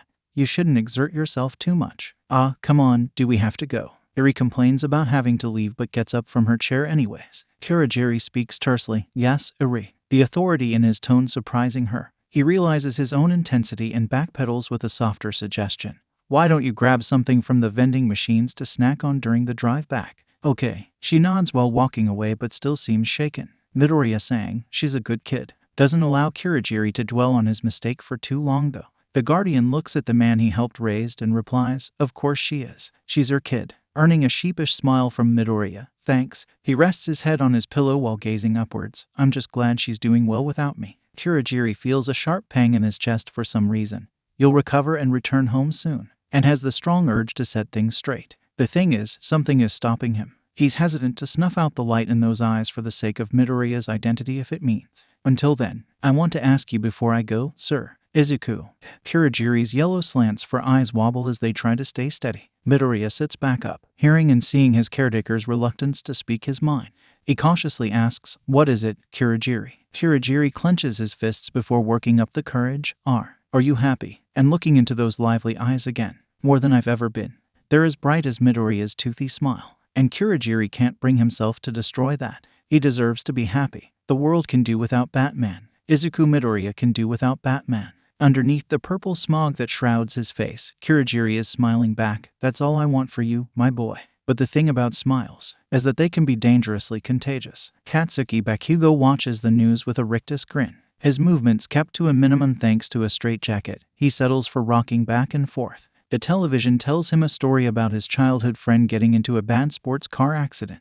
No doubt, the whole thing is a fabrication thought up to disclose the fact that Izuku Midoriya is Batman. A cover story. Pure fiction. The public eats it up and actually buys into the bullshit lies. It's so funny that Bakugo lets out a little giggle. Whatever the real reason is that he was admitted to the hospital, he'll no doubt be back in action in no time. After all, the world needs its caped crusader. The bat signal in the sky outside Bakugo's cell window is the proof in the pudding. Bakugo loves how long it stays up. A reminder that Batman is out there despite not being on the official hero listing.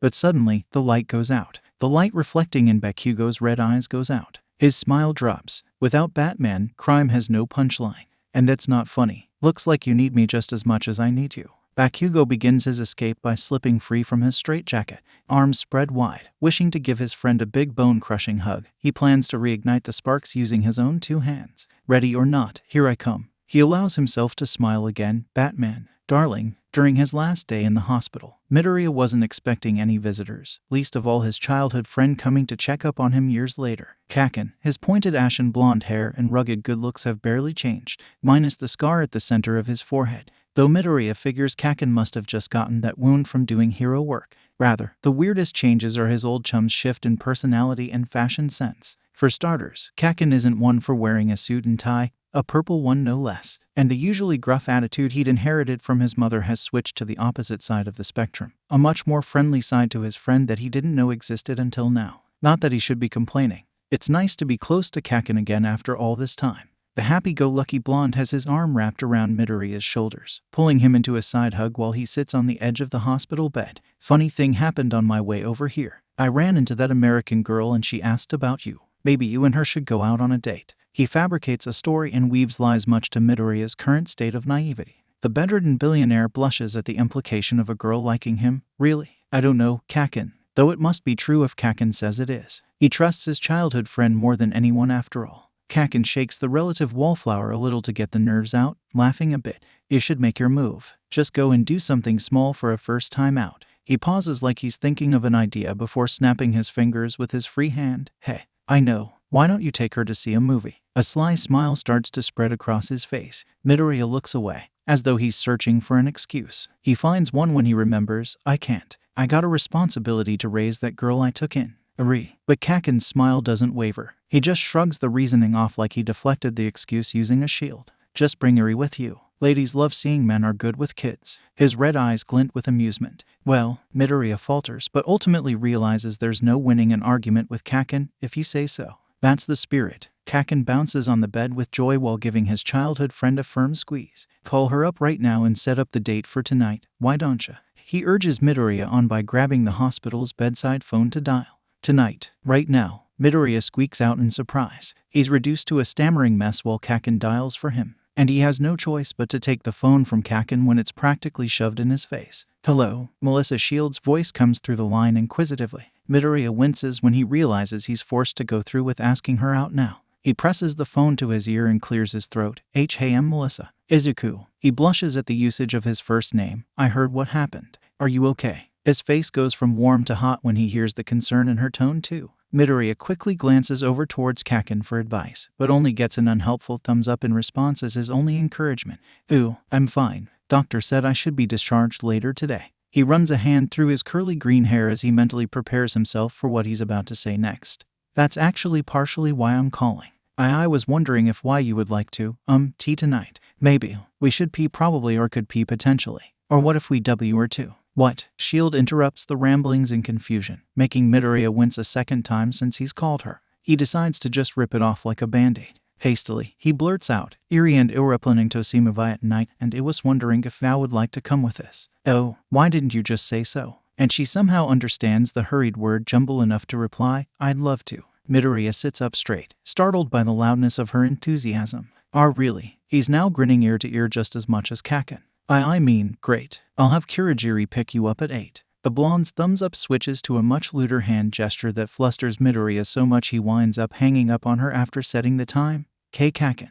Stop that. The blonde bursts into gleeful laughter, doubling over. Midoriya had never seen his friend laugh so hard before. Seeing Kaken so happy makes him laugh along, smiling too. After they're finished, Kaken feigns wiping a tear in between aftermath giggles. Good to know you can still take a joke. Midoriya chuckles, laying back down. Yeah, he's suddenly tired from exerting himself so much. Despite being cleared for release, he's still not recovered 100%. Thanks, Kaken. I needed this. But he thinks the whole thing was worth the energy. Kaken seems to think so too, flashing a toothy grin. Of course. His voice is a low growl, but he sounds sincere when he adds, what are friends for? Despite the question being rhetorical, he carries on before Midoriya can have any chance to answer. Welp, I should get going. He claps his hands together while backing out of the room. Have a fantastic time tonight. It should be enlightening. Okay. By 𝐒𝐭𝐚𝐲 raises a brow at the odd farewell but shrugs it off nevertheless. He reaches for the TV remote afterwards, but finds that it's missing from where it was placed.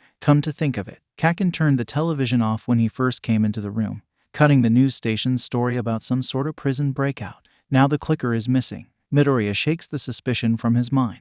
He has no idea where those thoughts came from. After all, why would he suspect his best friend? The remote probably just got misplaced or taken by one of the orderlies. Midoriya closes his eyes, figuring that he should get some sleep instead anyways. He needs to be well rested for his date tonight. So he drifts into unconsciousness, allowing slumber to overtake him. Though he gets less than a peaceful nap, his dreams quickly become nightmares, haunting him with an irrational fear of clowns. Green hair, red smiles, obnoxious laughs. The madness echoes within his mind. Then a bullet flies through the clown's head and into his. Midoriya snaps awake, breathing heavily and reaching for his forehead. There's an ache, not quite a migraine, but no bullet hole. There's still something missing from his memory, no matter how hard he strains to remember what it is that he's forgetting. His thumb traces down to his brow as he gives up on trying to clear the fog in his mind.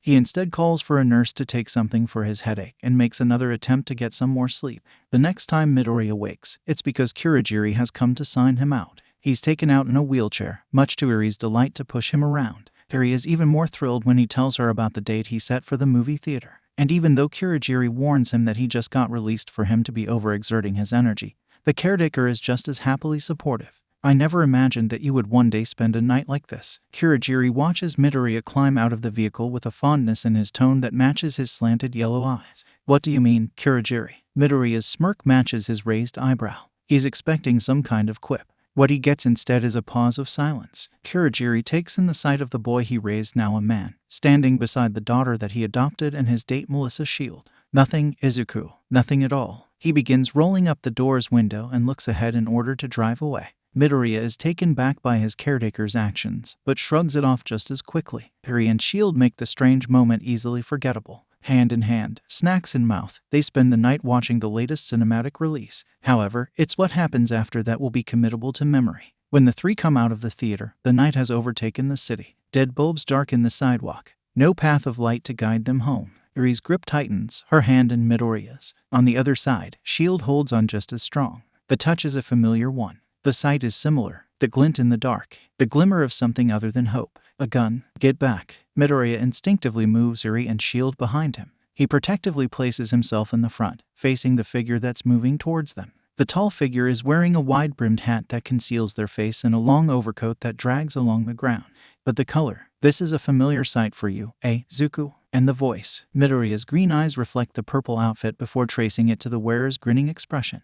Midoriya swallows, not wanting to identify the man in front of him. Somehow, he can and can't recognize his childhood friend's appearance at the same time, as though the hero had undergone some sort of transformation to become a villain. He asks anyways, 𝐒𝐭𝐴? But he was right in doubting. I got a new nickname now. It's not 𝐒𝐭𝐴 who answers, Joker. The gunshot that rings out is just as deafening as Iri's scream. The sound of the pearls from Shield's necklace hitting the pavement echo in that wide space. Darkness surrounds Izuku Midoriya before closing in on him. Suddenly, the street is small, just like the child watching their mother shot through the stomach. Shield falls as a bullet penetrates her waist. Midoriya bleeds out from a bullet in her abdomen. The shooter, a cruel monster in the dark. The screeching, like the sound of a bat. Despite the absence of a breeze, the night is chilly. Commissioner Tsukachi shoves his hands into his coat pockets, a cigarette hanging out the side of his mouth burning to keep him warm. The heat from the modified floodlight beside him helps a little too. But who he's waiting for couldn't ever be more cold or distant. Tsukachi looks over his shoulder, expecting to find the vigilante hiding in the shadows, but sees Tagada instead. The hero crosses his arms over the number emblazoned on his chest, shrugging the shoulders his red cape hangs off of. They've been standing on the precinct's rooftop for over an hour now and Batman is still a no-show. The vigilante's lack of function lately unnerves the two of them, especially considering the last time the Caped Crusader was seen in action had been during the large raid against Penguin. Tsukachi huffs through his nose before pulling the lever on the floodlight, switching the signal off. The commissioner plucks the cigarette from his mouth, tosses it down, and stomps it out as he steps toward the roof access stairs to go back inside. He isn't coming, Tagada asks with a frown as Tsukachi walks past him. The hero stares at the city through his visor, the dark empty sky casting a shadow without the bat signal's beam. The commissioner pauses, stopping to look over his shoulder. He catches a glimpse of the same sight. Disappointed with the view, he replies, no. I don't think he is anymore. Izuku Midoriya stares up at that same void of sky covering the city from inside a hospital room. He hadn't expected to be returning to the medical facility so soon, nor for the reason that he is. Midoriya turns his gaze from the room's window to the bed in front of him. Melissa's shield is asleep, covered by a blanket and wired into machines to monitor her health. She had barely made it when rushed to the hospital. Restless even in her sleep, Eri burrows into her guardian's chest. Midoriya looks down, reminded that he's holding her in his arms. His heart aches for her. She had to witness shield being shot and hadn't stopped clinging to him ever since. He runs his hand through her long silvery hair in an attempt to comfort her. On the television, a news broadcast reports a major development in the hero world. Even with the audio off, Midoriya keeps track of the story. A retired hero has returned to duty after uncovering a ring of corruption in the system.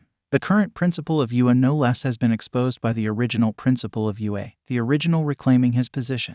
Intelli is shown being carted away in handcuffs as Nezu smiles and waves to the camera. Midoriya's head begins to throb. He forces himself to look away to make it stop. When he does, he spots a fellow brunette in the doorway. Tomoko Shirotoko knocks lightly on the frame before entering, careful not to wake Eri as she asks, "Is she okay?" Shirotoko notices the haggard form of Midoriya and adds, "Are you okay?" "Why, yeah." Midoriya nods as he glances back down to make sure the girl that he's holding truly is okay. "She'll be fine, I think." His words are mumbled, mainly because he's not so sure that he believes them. Shirotoko is quiet for a moment, perhaps contemplating her response. Eventually, she comes further into the room so she's close enough to personally ask again, "And you?" Midoriya blinks as he processes the question, "HM." He shakes his head since his hands are too occupied to wave it off, "I'll be okay." Then asks in return, "Did Kurogiri send you?" "He told me what happened." Shirotoko looks away to hide her embarrassment but winds up looking at the blonde in the hospital bed. "I'm sorry about your friend." Midoriya closes his eyes, unable to stand seeing shield in such a poor state anymore. He gives Shirotoko the rundown as he mentally recalls it himself. "The medical report that the doctor gave me says she'll never walk again. Shot through the spine, severing it completely. But she's alive." Shirotoko's response makes Midoriya's eyes shoot open in shock. "I'm sorry, I didn't mean for that to sound insensitive." No, you're right." He realizes that she was simply trying to console him and sighs. "I just can't help but feel this is all my fault." Shirotoko hums, staring down at the floor as though she'll find the right response there. But Greenette instead tries cheering him up. "She's super smart, isn't she? She could probably make something to help her walk again. Or a really cool wheelchair, at least." Not helping. But Midoriya's mood isn't so easily perked up. "Sorry." Shirotoko winces a little. Once she recovers, she redirects the conversation. "I'd like to say I only came to check up on you, but I'm mainly here for Eri's sake." Midoriya raises a brow. "Yeah." Shirotoko nods before explaining, "I booked a flight a while ago. I was planning on asking this anyways, but now, I think more than ever we need to reconsider where we stand with our shared parenting." "What are you saying?" Midoriya does his best to sit up straight without disturbing Eri's nap. He knows that whatever Shirotoko has to say deserves his full undivided attention. And he's right. Her staying here, you said it yourself, that it was only a temporary treatment, that you didn't want it. Maybe I should get her out of this city, this country, and take her to America with me. The shared legal guardian of the girl voices her legitimate concerns. Midoriya tries to reply, but his voice suddenly runs dry. He swallows some saliva to moisten his mouth and tries again. "You mean?" "No, I want to stay." Eri's sudden outburst startles him. She stirs in his lap before clinging to the fabric of his shirt and crying into it, I want to stay." "Eri." Midoriya mumbles in shock over the emotional interruption. He hadn't expected her to react in such a way to the news, especially considering she had been listening in the whole time, pretending to be asleep. He realizes the girl heard everything when she asks him, "You don't want me?" He falters as he tries to respond, but his mind won't allow him to fill in the blanks. He can't imagine a time when he wouldn't have wanted to adopt Eri as his daughter, so he answers honestly, "Of course I want you." Eri's bright red eyes water at the corners before she wails into his chest again, "Daddy." Midoriya holds her close to his heart, shaken by the affectionate title she called him. He cries too. Shirotoko watches the entire exchange, shedding her own single tear. "I guess that's what I get for not being around." She wipes it away with a finger and sniffles a little before forcing a smile. "Looks like she's your kitten now." "I do want to keep her safe though." Midoriya recalls the danger he had put Eri in. Kaken, he the white face, the blood-red smile. That wasn't his childhood friend. Bakugo. Or, Midoriya forces himself to think of the shooter as somebody else entirely. "Joker did this all because of me. She's safe in your hands. You just weren't ready for that." Shirotoko steps closer to place a consoling hand on his shoulder. "But Kurogiri and I talked. It's time that we show you something." Kurogiri's voice draws Midoriya's gaze up. He hadn't realized his own caretaker and guardian had arrived a while ago. Midoriya stares at the butler, the man who raised him. There's something different about those yellow slithers for eyes. They're somber, yet accepting. Midoriya turns his gaze back to Shirotoko and sees the same sad look. He shifts from Midoriya's lap to the seat beside him so that he can stand up. He does so slowly. He does so almost warily. What is it that you want to show me? He's beginning to get just as worried as they are. Hiraji's response is that Midoriya see for himself, a warp gate opening in the center of the room for transport. The man suddenly feels like a boy again, afraid to enter. The dark swirling vortex shares the qualities of the shadows, like he's about to walk into a dark alley. What's in there? He looks to his father figure for guidance, but there's nothing Kurogiri can give him. This is something that Midoriya must do for himself. Midoriya takes slow steps forward and enters the black hole. On the other side, he finds himself at the top of a staircase. A dark tunnel leading down lays ahead of him. He feels afraid, not of the dark, but of a metallic glint, like the one from the gun Joker used. Like the gun in the alley, Midoriya begins his descent. Each step has him feeling closer to the answers at the bottom. Instead of glistening light coming out from the darkness, he's met by a winged mammal. A flying creature comes at him, screeching as though calling his name. And he realizes then that it's a bat. It's not the first time that Izuku Midoriya has been in this interrogation room. It is, however, the first time that he's not on the receiving end of the table. Instead, he finds himself sitting across from the former principal of UA.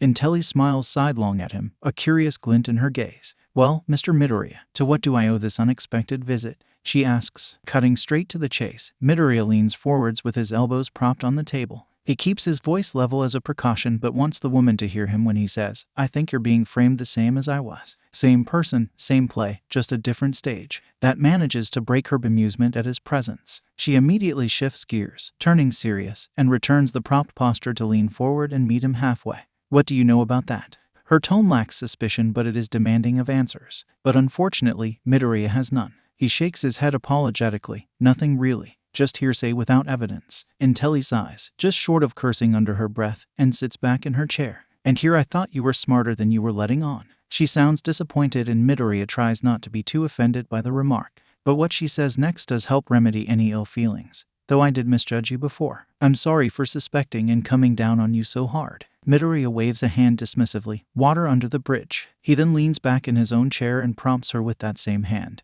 What matters is clearing up your own accusations now. Intelli nods uncommitably, like her mind is distant. Midoriya doubts tea has been on the menu for her during her holding. Batman's disappearance was linked to the school. Fake evidence planted by Nezu like the security footage of you at the Iceberg Lounge. She explains that his capture and torture had been pinned on her. He contemplates the grand scope of that agenda. To lure him there and Nezu regain his position as principal via the setup. There has to be a reason he wanted to be back at UA specifically. He doesn't doubt Nezu could have obtained political power or another higher standing of status quo had he wanted. So what was so special about the hero's school? Had he missed something in its halls? You didn't see any of it coming. He has to wonder if Nezu had been in contact with Intelli beforehand or if this had been completely under her nose. No, it completely blindsided me. She frowns as she admits that he caught her by surprise. So there's no leads there. Intelli was somehow just a pawn in this giant game of Nezu's. Then we've got that in common. He massages his temple as he recalls the way his mind was toyed with and damaged.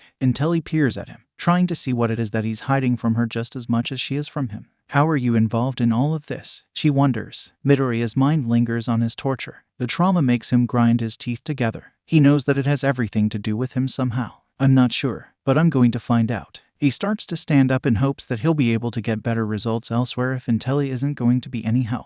Intelli purses her lips and gives him a withering look. That doesn't sound like a good idea. You aren't a hero, Mr. Midoriya. But he turns his back to her, already treading towards the door. We don't all need quirks to be heroes. He mutters it just loud enough for the ex-principal to hear. When he gets to his car, he connects the Bluetooth speaker to his phone and calls Kurogiri. His guardian answers on the first ring. How did it go? Kurogiri tries not to sound as eager as Midoriya feels to gain some answers. I was right that she had been framed by Nezu, but didn't learn anything new other than that confirmation. Midoriya grumbles as he shifts the car into gear and begins driving. It seems this one is as slippery as ever. Kurogiri voices his own displeasure over the dead end, but quickly recovers to change the conversation and mood by extension by saying, You should return home then. Mistress Iri has been asking for you. Midoriya shakes his head, then realizes Kurogiri can't see him. Now's not a good time. Nezu needs to come first. He cuts in between traffic to gain some speed. though he knows not which way he's going in his search. Sir, I understand that your mission is important to you, now more than ever with your memory returning. But this girl needs a father. 𝐒𝐩𝐼 continues to plead over the speaker, making Midoriya pause and slow on the speedometer. It's true, I've been keeping her at arm's length. I'm scared to get too close, in case I lose her too. He admits to his fears of connection. It's why he'd also pushed away Shirotoko, Shield, and even 𝐒𝐻𝐼. But it's then that he realizes he already has those connections. He already has those feelings, those fears. His eyes widen when he realizes what Nezu has planned. It suddenly makes sense why Nezu organized things so that he'd regain control of Yua, why he killed the Yakuza and planned to use Midoriya for custody. It was all to gain access to Eri. The car's tires screech in protest as Midoriya hits a sharp turn. Nezu moves the Black Knight into position on the game board. In front of him is a vast array of chess pieces, the pawns mid-battle. With a tiny toothy grin and a twinkle in his otherwise black beady eyes, he awaits his opponent's move. Much to his delight, Player 2 doesn't disappoint. The set of double doors to the office swing open and Batman enters through the entrance. This time, the vigilante has on a mouthpiece gas mask. Nezu can't help but giggle at the overdramatic precautionary antics of the self-proclaimed hero. I see you've learned from your past mistakes. He waves his paws up in a mock surrendering flourish. Despite all the bravado, it's just a joke. There's no toxins or gases filtering around through the air this time. It's over. I know what you've been scheming. Batman growls through a voice-modulating filter in the mouthpiece covering his chin. He stands tall, cape closed around him as the back-pointed ends drag along the carpeted floor. Whether it's a bluff or not, the vigilante comes across as confident. Nezu relaxes in his chair, folding his paws over one another. The grin hasn't left his maw. That's because you would already know had all of your memories returned. That remark gives the Batman pause. The vigilante's stride stops as he considers what the newly reappointed principal said. The two meet one another's gaze. Nezu's dark voids stare into the white narrowed lens of Batman's cowl. That speaks volumes without either of them saying a word. Nezu deduced that not all of the vigilante's memories returned, and not even the vigilante himself knew that was the case. What do you want to use Eri for? Batman opts for a different approach just to be cautious. He's laying his own bait as Nezu had to figure out his amnesia remains. The question meant to confirm whether or not his suspicions about the girl's involvement are true while simultaneously figuring out the grander scope of those supposed plans. Sometimes, a damaged mind can be too much to handle. Nezu mimes drawing the word damaged in cursive over his forehead. The tiny claw he uses as a pen courses through his fur. The nail eventually reaches the scar that strikes through one of his eyes, resting there momentarily. 𝐒𝐻𝐼, Bakugo, Hugh. Nezu names a few damaged minds before losing his grin and adding one more, me. Batman raises his head higher, noting that last part the most. He squints with a critical gaze while prompting Nezu to elaborate. You. I'm cursed with knowledge, I'm afraid. Nezu feigns to be dramatic by placing the back of his paw against his forehead. Receiving no reaction from the Caped Crusader over his antics, the Chimera settles back into his seat with a sigh. I'm talking about split personalities, Mr. Midoriya. Or, at least, an imbalance of thought. Still no reaction from the vigilante. Nezu resists, grinding his claws into his desk. Do I really have to spell it out for you? 𝐒𝐻𝐼, your caretaker is a NOMU created from the corpse of a former US student. He's as fractured a mind as Bakugo is nowadays. Or you are with your alter ego as Batman. That gives Midoriya pause, shaking him to his core. Having conquered the art of fear, it's been a while since something has sent chills up his spine, but that revelation puts him off balance. 𝐒𝐻𝐼 is. Midoriya trails off and swallows the words that were on his tongue. The vigilante pushes that matter to the back of his mind and refocuses on the enemy in front of him. Your mind was fractured too, a result of lab experimentation. Nezu reiterates his origin with a nod. It's funny how animalistic humans are compared to what you all consider snarling savages. Not easily misled. Batman puts the conversation back on the right course. What does this have to do with Eri? He takes an intimidating step forward. I was getting there. Nezu returns the intimidation with a sharp tone and dark glare. He waves a paw around while explaining. Just as the Yakuza had seen value in her quirk, so do I the ability to rewind. Imagine the ability to not just heal wounds, but to cure illnesses and so much more. She's still learning to control her quirk, and you can't force that out of her. Batman takes another step forward. Beneath his cape that's wrapped around him like a cloak, his gloved hands are balled into fists. Oh, I'm well aware, and I don't doubt that if she were to get a handle on it, that she wouldn't be more than willing to accommodate myself and others with such impairment. Nezu nods in agreement before gesturing towards the vigilante. Only if she were to be brought up by a true hero who could teach her such morals, of course. Certainly not the Yakuza. The response leaves Batman wary. He studies the Chimera's casual body language, searching for any signs of hidden intent. He speaks his thoughts aloud as he draws the conclusions that Nezu is making. You were testing me. to make sure to ensure you were adequate enough to test her. 𝐒𝐬𝐻 finishes the sentence for the vigilante in his own words. And now that I'm back here at 𝐸𝐴 where I'll be free to conduct surveillance, she will receive even further guidance in the right direction. The principal then cheerily spreads his arms in an extravagant fashion as though to bring on an applause after performing a magic trick. You're a lunatic. All that for what? She's just a kid. Batman stares at the animal in disbelief, sensing that the vigilante isn't as joyful about the prospect as he is. 𝐒𝐬𝐻 switches to a somber tone. A child who's been through a lot, just as you were. I know. I'm not incapable of sympathy. He offers pity of some kind that the orphan rejects with a sneer. You sure have a funny way of showing it. Batman recalls the wild goose chase and all of the effort 𝐒𝐬𝐻 put into such an overly complicated scheme. He's not quite convinced that the chimera is telling the truth. What can I say? Puzzles, riddles, and games are my forte. 𝐒𝐬𝐻 leans back with a mischievous grin plastered across his muzzle. The black dots on his head that account for eyes don't sway from Batman's white lens. The vigilante turns his head, looking away. He sees the chess game that 𝐒𝐬𝐻 has set out in front of him. The placement of pieces looks like a war stratagem table. And you don't like to play by yourself. Batman keeps the principal talking in order to figure out more. And 𝐒𝐬𝐻 is happy to oblige. It's no fun to play alone. He moves a white pawn to capture a black pawn while giggling. You of all people should know that Batman's eyes narrow as he watches the animal play with his toys, wondering whose lives are in the balance of those pieces. 𝐒𝐻 keeps the black pawn in his paw, holding it up in front of the caped crusader, brooding. It can get lonely. Batman moves his attention away from what's in front of him, looking for something hidden, assuming the trickster is trying to distract him. When the vigilante notices a second chess table stowed away, he looks back with a suspicious stare. If that game board is for me, who was the other? He treads carefully with the inquisitiveness but doesn't back down. 𝐒𝐻 glances at the second game board, as though he just now realized it was there. Then he perks up at the mention of it, recalling its existence. He smiles with a tad of fondness as he says, "Oh, quite the humorous fellow. Not like I remember during the years of his tutelage. He and I shared a cup of tea together." Batman's eyes expand as he starts putting together the clues pointing towards the other player's identity. Panic begins to rise from the pit of his stomach. He demands rather than asking, "Who was it, 𝐒𝐻?" 𝐒𝐻 blinks when he hears the vigilante's tone. "Bakugo, your friend, the Joker," but provides the answer to the question anyways. His assumption, now confirmed to be the case much to his horror, leaves the caped crusader stupefied. What have you done? He has difficulty processing the terrible news. But once he does, he charges towards 𝐒𝐻 with a vengeance. Do you have any idea what you've done? The principal holds his paws up in a placating gesture that does absolutely nothing to stop the vigilante. Batman grabs 𝐒𝐻 by the front of his suit and hoists him upwards. Did you tell him everything that you told me?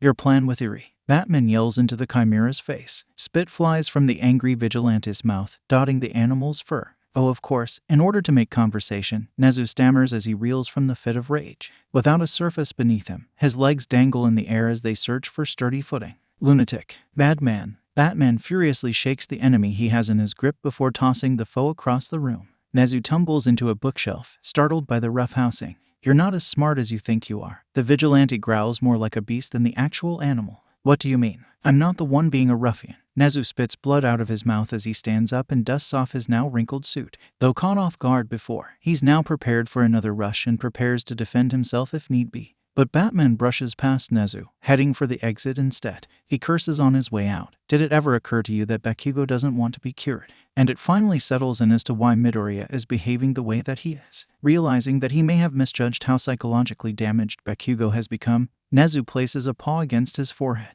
Oh my, I have made a mistake. He admits under his breath the dire miscalculation on his part. You just put that poor girl's life in danger. If anything happens to her, you'll have a lot more than a damaged mind. And Batman leaves him with a parting promise that only reinforces the consequences of that error. Midoriya doesn't even wait until he gets to the car to contact Kurogiri. He places a finger to the comlink within his cowl. Get ready and seal yourselves in the cave. I'm on my way. I'll explain everything when I get there. He urgently gives orders while hurrying down the halls of 𝐸𝐴 without bothering to elaborate as to why he's demanding such a thing. He expects his partner in crime to question the order or provide some sort of remark, but gets nothing. Confused and worried by the radio silence, Midoriya tries again. Kurogiri, he asks, one more time, Kurogiri.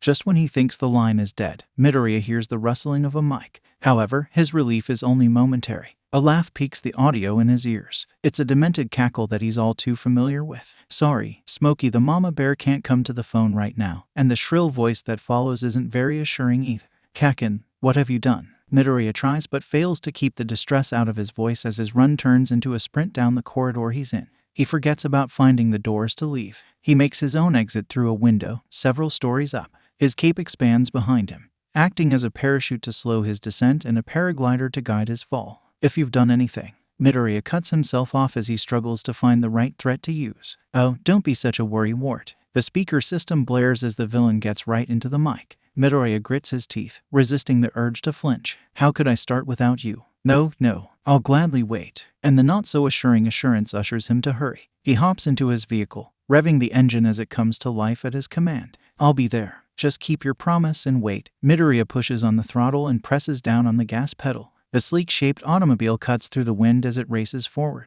You hear me, Kaken? You wait for me. Midoriya cuts hard on the steering wheel and takes a turn down a service road to use as a shortcut back to his home in the manor. You know me better than anyone, Bat Boob. I'm a man of my word. A giddy response plays through the car's speaker system this time, followed by a darker toned, see you soon. The vigilante yells in aggravation while urging the car to go faster. The speedometer reaches its limit and the tires tread the terrain with extreme force, weaving in and out of lanes being constructed. The vehicle runs over cautionary traffic cones without a care. With a press of a button, a flame shoots out the back of an exhaust port and the car's momentum carries it over a dead end and into a drain canal. The half-pipe serves as a raceway, a direct chute to the destination. Midoriya takes the route to the cave entrance, barreling through a waterfall that obscures its location. The car's tires bounce and skitter on landing as it swerves into the parking bay. The driver doesn't even wait for the vehicle's motion to cease, hatch sliding open up top for him to climb out. The caped Avenger lands with his boots making a heavy thud, headlights illuminating his arrival. He's met by a single applause coming from the rafters above. When Batman looks up, he's not surprised to see the pale face of his former childhood friend staring back down. A blood-red smile is smeared around his lips and his hair has been redyed green, punctuated by a purple dress attire. You do know how to make an entrance. The horrific clown visage greets his mortal enemy. Midoriya offers no words in response, instead opting to aim his grappling hook and firing it so that he can ascend to the same catwalk. His cape trails behind him up and over the railing. Only when he's face to face with his rival does he see Eri is also there. Her mouth is covered with duct tape, a red smile sharpied over it. Though brimmed with tears, her eyes light up upon seeing her guardian. Let her go. Midoriya faces the villain with the fury of a father. But Bakugo appears unfazed, laughing without a care. It looks like you got your swagger back. He instead addresses the vigilante's apparel with a gesture from the switchblade that slides out from under his sleeve. It presses against Eri's neck, unconsciously making Midoriya lean forward with the urge to rescue her. If you hurt her, I'll kill you, damn it. Midoriya growls through clenched teeth. He fights the instinct to protectively rush in, not wanting to risk Eri's safety. Bakugo frowns, cocking his head to the side. Now hold on a minute. That doesn't sound like you at all. Don't tell me. He narrows his eyes at the vigilante in front of him as though searching for a person that isn't there. Watching the gears work in a dismantled mind pushes Midoriya forward. Not wanting the unstable villain to do anything rash, he tries to keep him talking. I know exactly who I am. It's you who's lost their way. No, even your banter is all wrong. Midoriya seethes through his teeth when he sees Bakugo press the switchblade against Eri's throat a tad more. Well, this is just disappointing. You're just playing dress-up at this point. Bakugo looks the vigilante up and down before setting his eyes on his hostage. But maybe Eri here can rewind you back to your former self. Yes, that's it. Midoriya breathes in and out before looking at the girl in captivity. Eri, just do what he tells you to. He tries to keep his tone calm to ease Eri's nerves while addressing her. Come on, brat, listen to Papa. But Bakugo makes it difficult. The blade begins digging into her throat, breaking skin. The threat is to urge her to use her quirk on Midoriya. But Eri's defiant eyes move from her guardians to her capturers, horn on her head glowing as it grows for a different purpose. A bright light illuminates the darkness of the cave, disturbing the bats that roost from stalactites above. The mammals swarm down as they're awoken by the increasing glow. Bakugo lets out a blood-curdling scream as he's enveloped by the light. It's so blinding that Midoriya can't even shield himself with his cape, nor can he see Eri anymore, concerned for his daughter's safety. He takes now as the opportunity to blindly rush in. Midoriya finds his arms around the waist of a slender but well-defined man. He realizes that he's grabbed onto Bakugo and not Eri. Closing his eyes, he commits and follows through with his charge. In one continuous move, he tackles the villain off of the rafters, bending forward so that they plummet headfirst. They hit cold water, a rude wake-up call. Bakugo breaks the surface first, twisting free from the jacket that Midoriya is holding onto.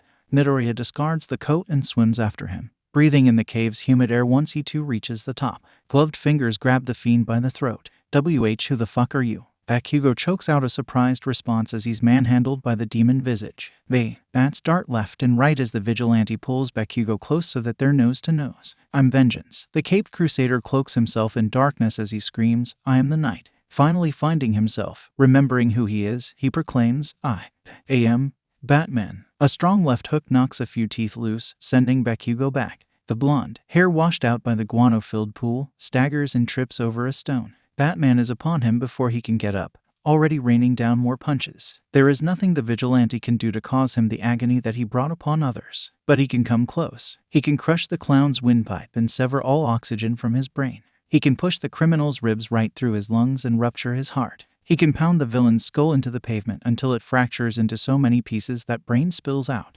Distantly, 𝐒𝐩𝐽 staggers into the lower section of the cave. He's disheveled, suit torn in places and metal collar dented. His yellow eyes broaden when they see what's happening. You have to think about what you're doing. Who and what made you who you are. Think of how an animal like him could never understand that. It's what makes him who he is and you who you are. Think. All those things are what the vigilante should have done long ago. To every single one of the criminals he fought. When he put them down, he should have put them down permanently. Or so he believes now. On top of the one who dared take a child and threaten their life. God help me. You have thought this through. I don't know how I could stop you, but I won't let you throw your life away. The weak body of the man who raised Midoriya stumbles forward to try and grab his son. 𝗂𝐭𝐽.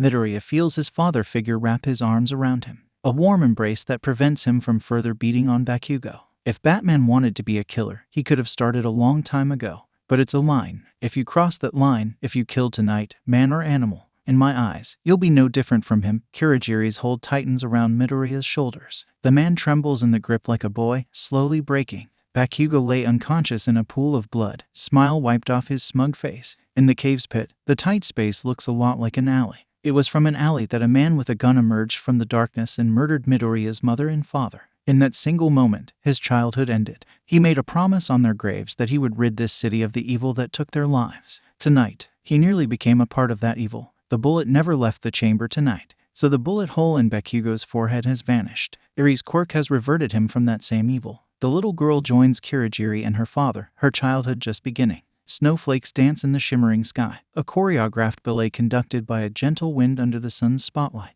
Steel gray clouds roll in the distance, coming to close the final curtain. Not before all of the sunlit glitter can descend and cover the stage though. The city, glistening windows illuminating the snowfall, tells the story of the play. In the end, the earth of yesterday is covered as white as any new page, marking the script's final chapter. It's the holiday season. Parents rush from work to buy their children gifts with their day's hard-earned money. Those same kids throw snowballs and sled down slopes in the areas unoccupied by adults. It's a wondrous sight to behold. Colored lights are strung between lampposts and traffic lights to make things all the more merry. It works. People are happy. Izuku Midoriya walks along the sidewalk, boots crunching the ice beneath his footfalls, taking it all in. His hands are shoved into the pockets of his full-length overcoat. The wool fabric is warming despite the bitter chill in the breeze. A green scarf is wrapped around his neck, pulled up past the point of his chin. The color complements his hair and the black of his wintry jacket. But the red of the rose he brandishes stands out the most. He cuts into a corner pocket, taking the alleyway separate from the sidewalk.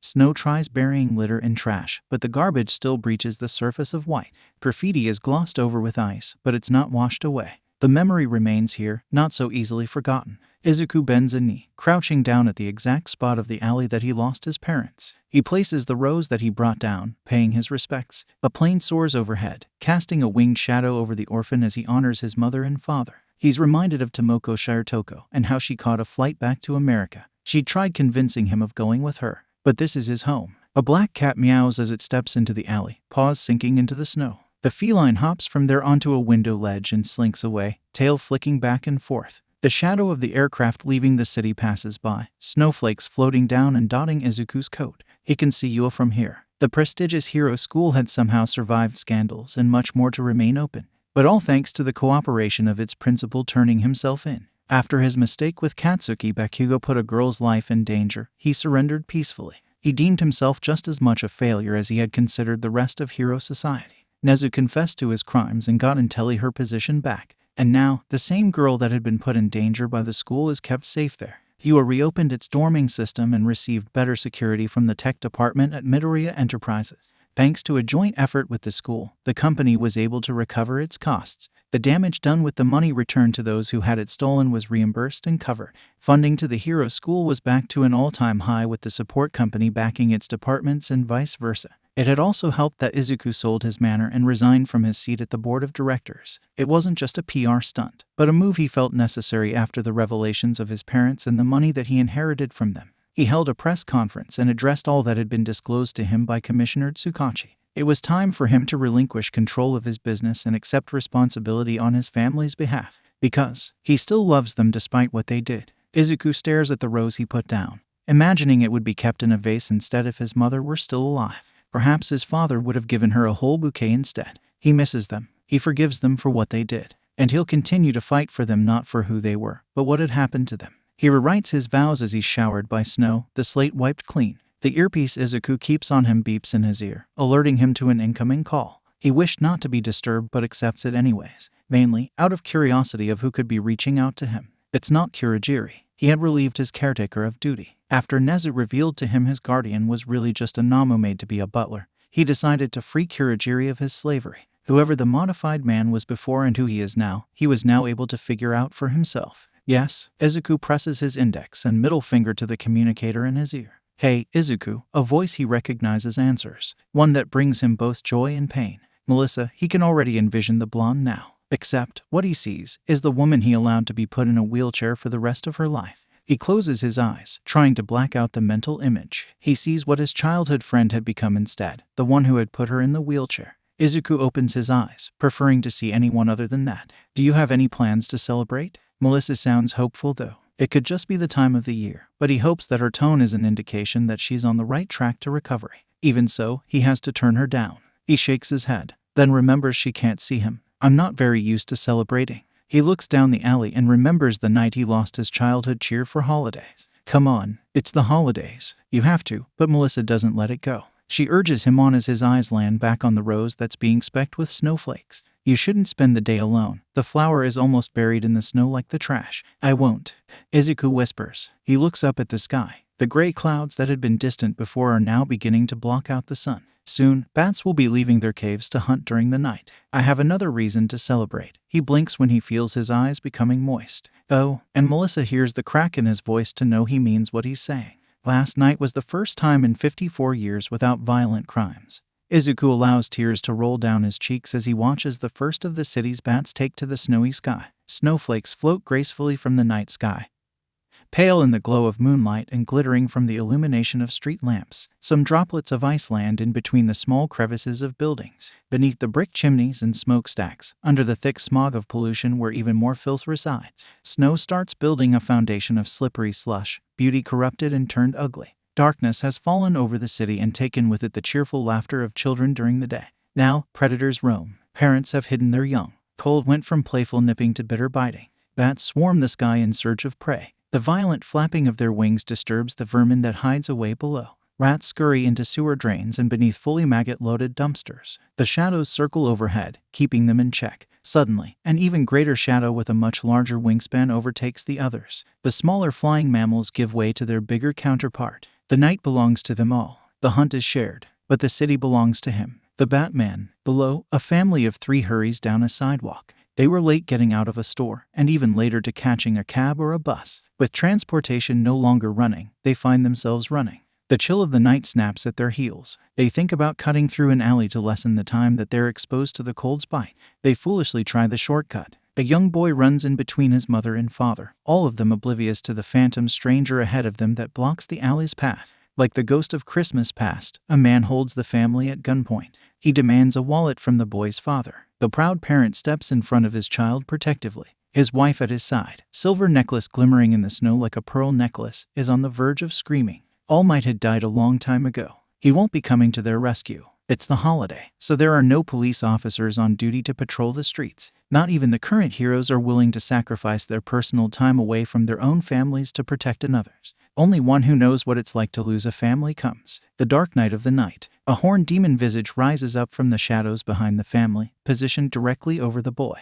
White eyes contrast the black void of the monster's shape, narrowing to fixate on the man trying to mug the family. Suddenly, the gun in the bandit's hand begins to shake. His palms have become sweaty, fingers losing their grip on the firearm. The caped crusader doesn't waver though. not even the slightest tremor while having a murder machine aimed at him. Continue to point that gun at us, and I guarantee you will never walk again. The vigilante come to the family's rescue speaks in a low and raspy voice that startles even them. The mother and father split apart, gasping. The boy in between becomes frozen in place, gawping at the ominous figure that towers above him. The gunman lets out his own gasp through an equally jaw-dropped mouth. The terrifying presence of the living shadow's threat holds a heavy-weighted vengeance. The weapon slips from the man's hold and falls to the ground, sinking in the snow. After a moment of shivering in the night, exposed to fear, the cowardly and superstitious criminal flees. His boots leave indentions in the snow, a trail of footprints that Batman plans to follow later. Wise choice. But first he eases his posture to be less intimidating around the family. The would-be mugger wasn't the only one petrified by the Dark Knight's appearance. Go home. He even reins in the amount of deepness put into his tone when turning to address them. The parents shakily nod, waving their son over. Once grouped together, the three of them scamper off just as quickly as the criminal fled. Batman is left alone in the alley, standing in the place of where the boy had stood. It's Christmas. That family has nothing. You should have given them some sense of hope. But the silence of solitude is short-lived when the communicator in his cowl crackles to life. Melissa Shield communicates with him over the comm line as his oracle. She watched everything through the video recording lens that cover his eyes. The boy isn't hurt. His parents are alive. That's more than some people can hope for. Batman looks back to see if the child and his family are still around. They aren't. Everything else is replaceable. He whispers a breath of condensation before facing forward again, and then begins following the trail that the criminal left behind. Melissa winces, sensing that the vigilante's words resonated with himself. When not Batman, he's Izuku Midoriya, the boy who had been orphaned and grew up unconventionally. She figures she crossed a line, that perhaps he did want to spend the night alone. Wow, I've been blabbing in your ear all night, haven't I? I'm sorry. I'm still getting used to this. I'll turn it off now. She reaches for the button on her computer to cut the line and leave him to his vices. But her finger stops short of pressing it, hovering over the button when she hears Izuku's response. Don't apologize. He still sounds sad, but he's no longer using the voice he does as Batman. And don't turn it off. She watches through the visual recording of his mask as he leaves the alley and enters the vast city. I don't mind the company.